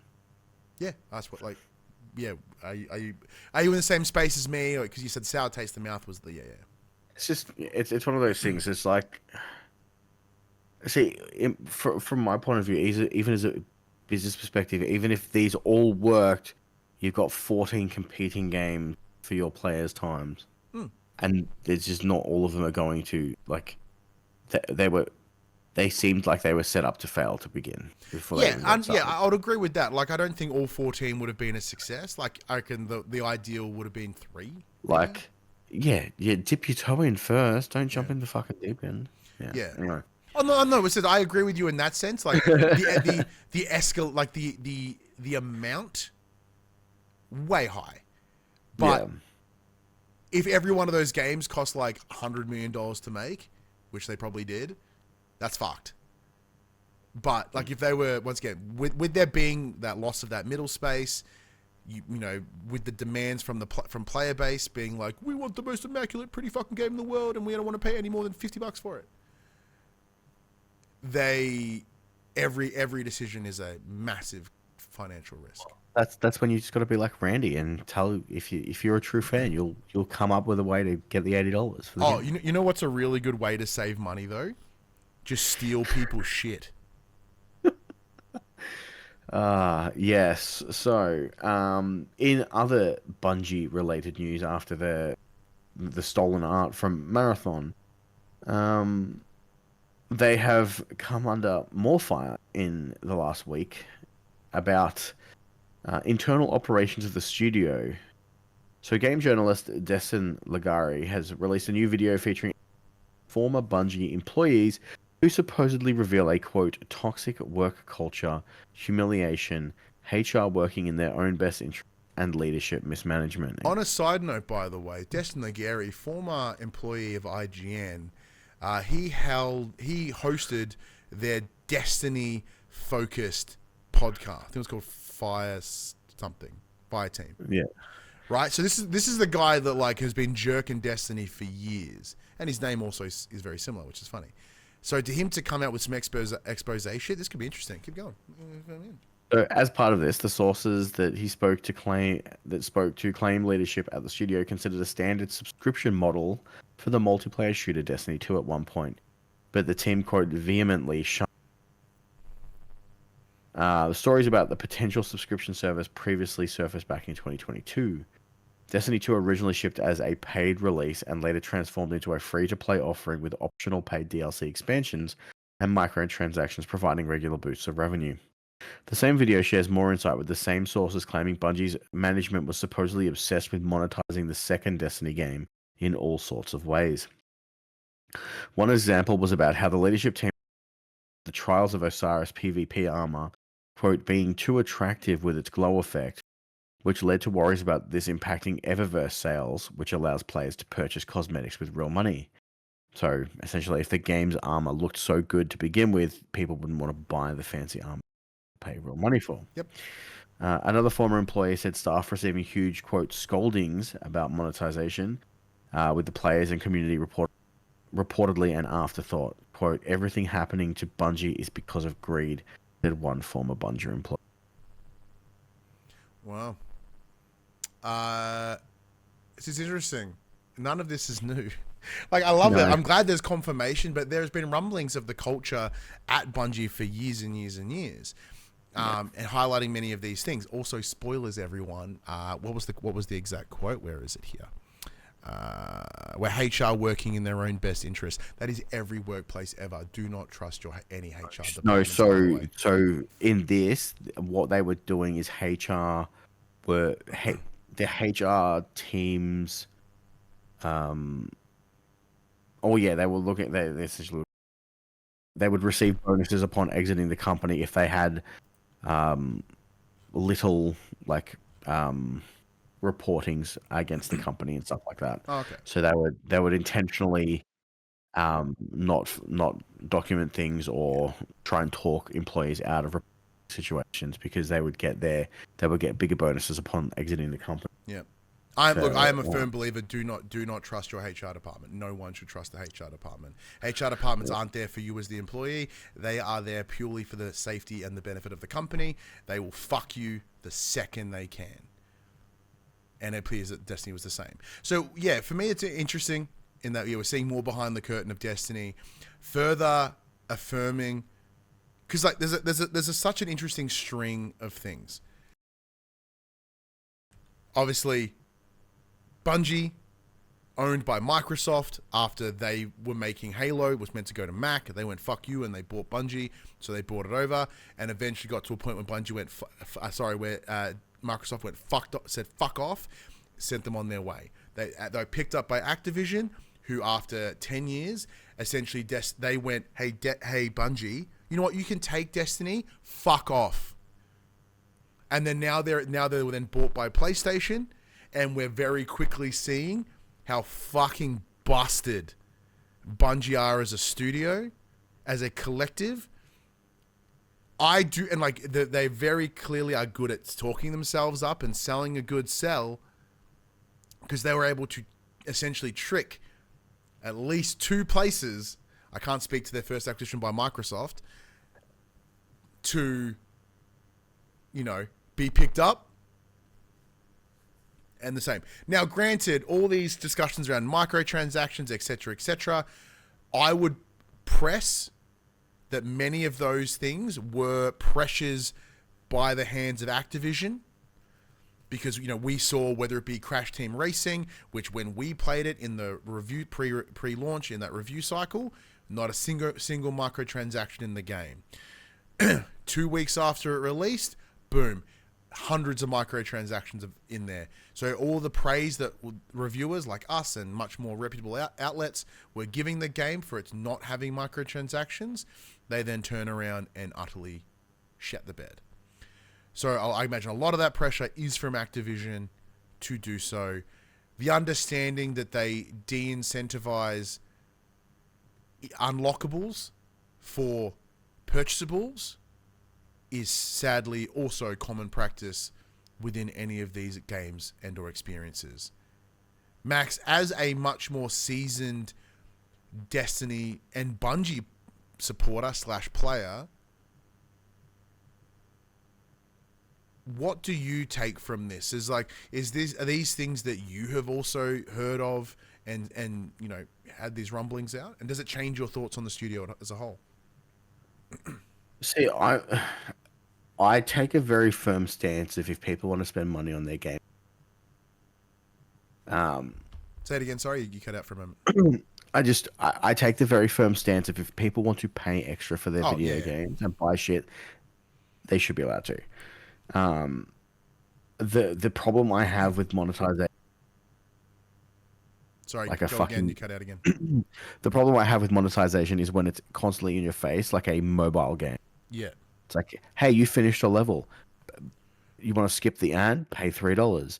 You need a few more turns. Pay $5 for five extra turns. That's when I have a problem with it. If it's like, hey, buy some cool swag, awesome. And like I have this, especially in Destiny, I'm like, what is the point of buying them? It's a fucking first person game. I can't.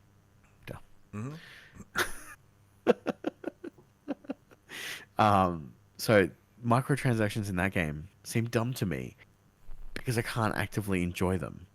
They're for other people's enjoyment. They're for you to show off. Oh, look how cool I am. I bought the fucking golden dick swag. I had the same thought when I was playing Doom: The Dark Ages this week, because there's like skins you can get for the Doom Slayer. I'm like, I never see his shield and fucking gun. Oh, this one's green. Oh, okay. And like obviously there was rumblings about the crunch culture they had under Activision. They had to X amount of DLC over the 8 years, all of that stuff.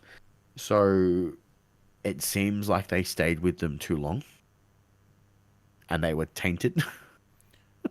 But it's one of those weird lines where were they open to being tainted, or they were all, you know, what was, once again, with the understanding with the understanding, as you mentioned with this example, the HR team, if the HR team were incentivized to make decisions like that what they allegedly have, then it's not untoward to consider that the ELT, or the executive leadership team, or the SLT, the senior leadership team, like within there, they would there was clearly a desire within their personal gains to like make the most amount of money. Granted, they're businessmen; it's what they do. But for them to go, if Activision went, look, we'll incentivize you if you do this, you do blah blah blah blah, and clearly they're already as a collective culture, not in individuals.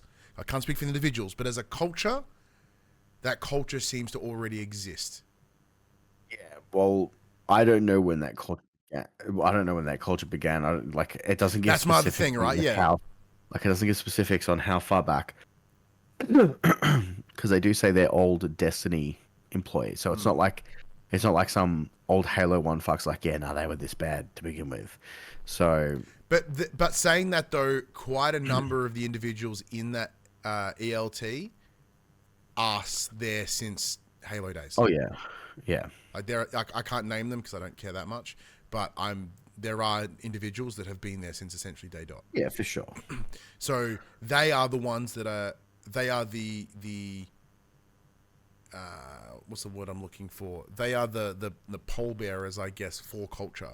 Like they're the ones that march it through. I thought you were going to say they are the poison infecting the rest of them. Well, look, in a lot of ways they probably are, but you know, as they are the ones that have been there the longest, they are the more senior individuals. People will look to them as the North Star, right? Yeah, for sure. So if that North Star is acting this way or behaving this way, it then incentivizes or indirectly promotes that behavior within the larger company. Yeah. But this week, we saw the end to a game for the second time. So on the 30th of May, 2025, Multiversus came out. They said, that's all, folks, and has been delisted from digital stores and servers. It has put an end to this very rocky road for the platform fighter. Once the game has been taken down, it will only be playable offline if you wish to access it. And, of course, you'll have need to have logged in at least once during the last season. So as of right now, it is post that date. I have not logged in since its original season and its original cancellation, so I will no longer be able to access the title. Launching in an open beta in 2022, which is when I played it, it grew so popular that its status as an open beta was practically forgotten, with developer player-first games embracing the enthusiasm and updating it with cosmetic items, new characters, and so on. However, it couldn't keep up with the demand, and eventually the studio ended the open beta phase after about a year, and they pulled the game in order to overhaul it and prepare for a proper launch. When it did return in May of 2024, it never really recovered, failing to make an impact in the same way it did in the beginning. Despite all the improvements, pretty much across the board, it was a sad end of run. Now, with Multiversus, the intention was to make a almost Ready Player One-esque Super Mario Brothers Smash clone. It was Warner Brothers Smash Bros. Yeah, straight up. With interesting character choices like the Iron Giant, Arya Stark, Tom and Jerry. I'm pretty sure like the dudes Michael from... Jordan. Was it, sorry? Michael Jordan. Yeah, Michael Jordan. Batman was in it. That guy from Steven Universe. I think it was the Steven Universe. Thankfully, they didn't go Space Jam New Legacy about it and put the guys from Clockwork Orange in there. That would have been really weird. Like, can I play the rapists? But yeah, it was an interesting decision. Not a bad idea in premise. It was as we were first sort of dipping our toes as a larger entertainment collective within these big shared universe fucking things. This always seemed like a more Max game than a Ryan game. Did you fuck with it? And where you at with it? And I assume you're like, yeah. I played it once and went, "You're not Super Smash Bros. Fuck off." That was the same thing I did with PlayStation All Stars. Yeah. See, I reckon I would have had a lot more fun with All Stars, but I'd never played it back in the day. I'm like, "You're not Super Smash Bros. You play differently. Piss off." I played Multiversus a lot with my son initially because it was a great way for us to like, because he was, what was it, 3 years ago, he was 5 at the time. So for us to play like a more friendly fighter, great. Now we'll just play Tekken or Injustice or Street Fighter. We have way more fun. But for a truly multi-platform Smash Brothers clone, it is disappointing that it wasn't able to succeed. But the fact that we are describing it as a Smash clone tells you how it was going to go.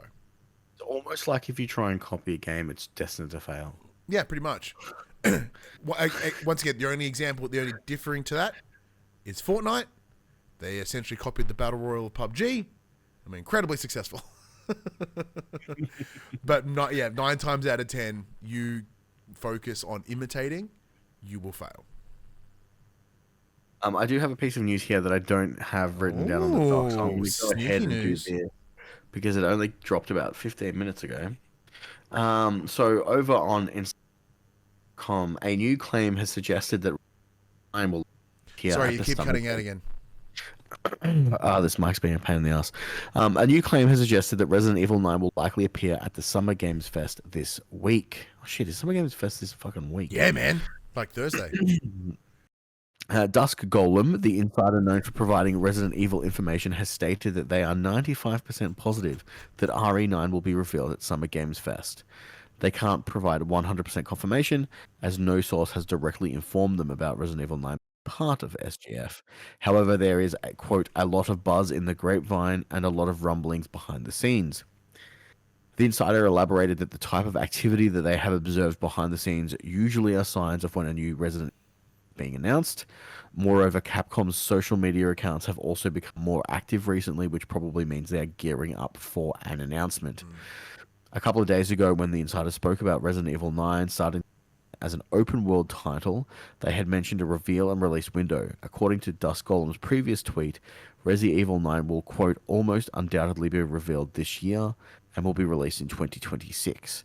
However, they were unsure whether the game reveal in fiscal year 2025 or 2026. At the same time, they felt there would be no more delays as the game had already been delayed twice.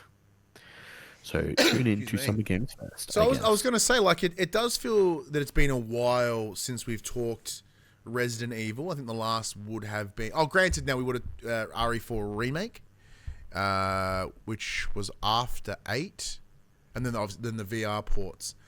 But it has been quite a number of years. I know there's been a lot of discussion, and this gentleman was at Dusk Golem. Like, I from memory, they are a pretty reliable source around things like this for Resident Evil. So there were rumblings that the next release would either be, say, Resident Evil 0 or Code Veronica or 9. There was a post that was put up recently by Capcom of a sign and a wooden sign like what would have been in Village.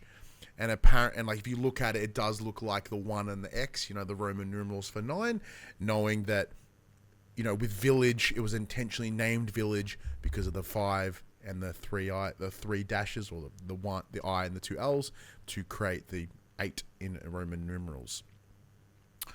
So I don't know what they would call Resident Evil 9 because there's not many words that can have X in them that would be relevant and or effective. However, as a fan of the Resident Evil series, predominantly since the remakes, particularly Resident Evil 2 remake and 7, I am so keen for Resident Evil 9. Because it was what, 2022? 21. What year did Village come out? No, it was 20. It was during COVID. It's going to be Resident Evil Crucifix. Ooh. Resident Evil Village. I was looking in that for you. Village was 2022. 7th of May 2021. That was the initial release date. Yeah, 7th of May 2021. So it's been 4 years since then. Sorry. And if we look at Helix, shit. So in the chat, the Mullet Show puts in Resident Evil Helix. Now that does align with overall Resident Evil branding. Shit, that could be that's actually really, really good. That's really good. Resident Evil Intermix, Resident Evil Appendix, Resident Evil Fixation. Helix. I'm pretty hot on, actually. Man, imagine if that's correct. And when it announced, we can be like, hey, we called it over here. Well, actually, we didn't call it. Craig called it. We're going to get a phone call from Capcom later. Well, we don't know anyone that works at Capcom anymore. Back in the day, it would have been our friend Kat. She'd been like, yo, shut the fuck up. But like, we don't know anyone that works there anymore. But yeah, that'd be interesting. Interesting indeed. All right. That's saying that though, Max, it is quite a long time until we see Resident Evil in release. So instead, let's get into the games that are coming up this week. And they start with this one. Today, the 2nd of June, at time of recording, Rise of Industry 2 is coming out on PS5. On the 4th of June, you get Bunny Cube to PS4 and PS5. The Night of the Rabbit on PS5. A lot of rabbit themes on the 4th of June, which is cool. On the 5th of June, Arcade Archives 2 Ridge Racer, PS5/PS4. Tour de France 2025, PS5. And the 6th of June, Covenant of Solitude on the PS5. However, on Tuesday, the 3rd of June, you will also have access to this month's Essential titles. If you have PS Plus Essential, these are games that are included as part of your subscription. We would highly encourage you to go and add them to your library, even if you don't want to play them, because they could come in handy later.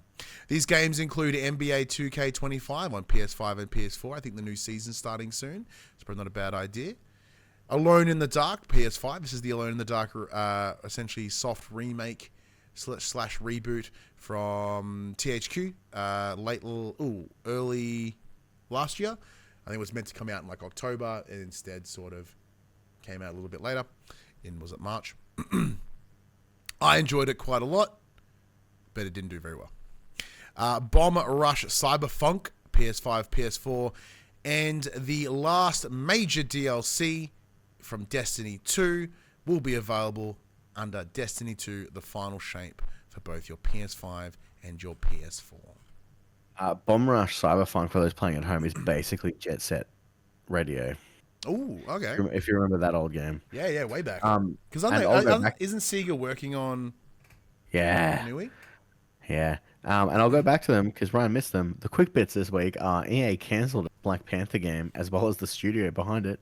But they still have let me write this down because I did in fact miss the QUICKBITS like a dickhead. so EA cancelled Black Panther game.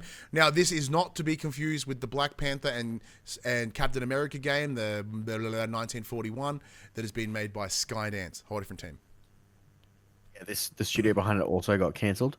But EA still have a 3-game deal with Marvel. And lastly, probably. And Expedition 33 has sold 3.3 million copies in 3 days. Love to see it. 33 days. Yeah, like that. Like good beat. Good marketing beat, right?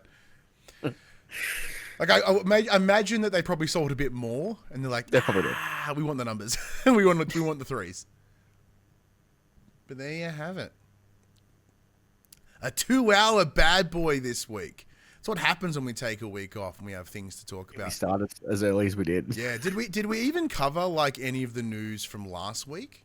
There wasn't much. The only thing that really happened last week was Bungie's fuckery with Marathon, but I couldn't find any operating stuff about No, it was all speculative, like Marathon being cancelled or like all their advertisement being pulled. I can't find anything.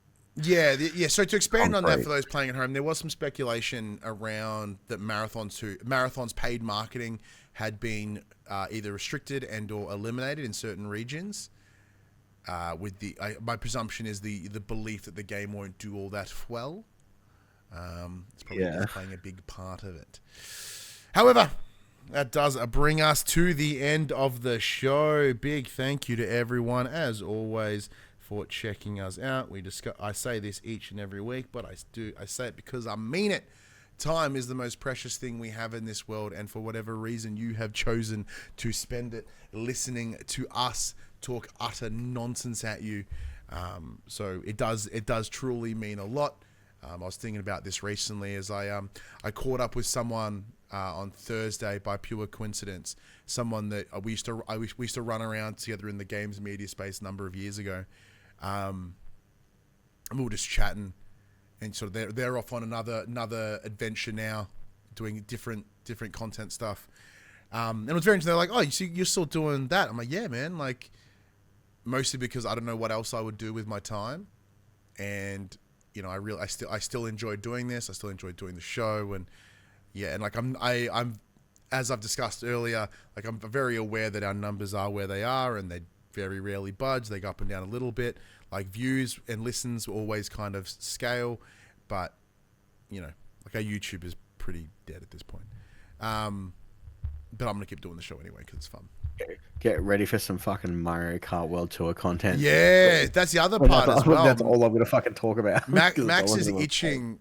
It's funny because was it like let's say about a year ago, I was like, hey, I want to, let's rebrand everything just for the players, right?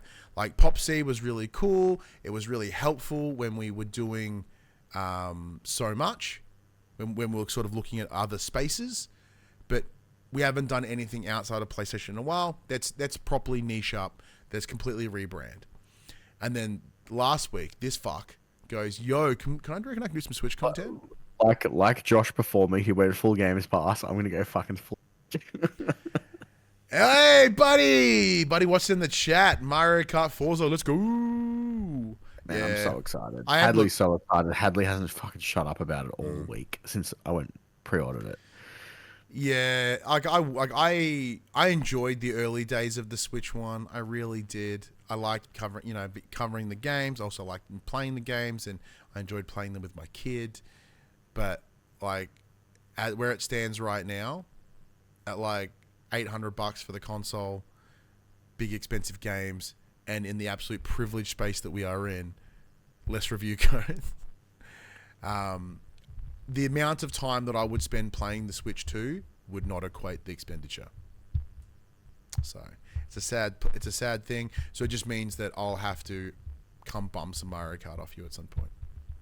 Yeah. Because I do love me some Mario Kart. Sell the VR. Oh, actually, that's true. I may use the Switch 2 more than the VR. But because Max and I shared investment, I then have to give him some of the cash. And I did just spend $700 on fucking hosting bullshit for this stupid show. God damn. So if anyone wants to financially support the show, it'd be much appreciated. All right, Max, let's get out of here. I'm gonna go to work. Alrighty, everybody. This PlayStation and upcoming Switch podcast. This PlayStation conversation happens every Tuesday morning, including our podcast, Spotify, and 9 a.m. on those YouTubes.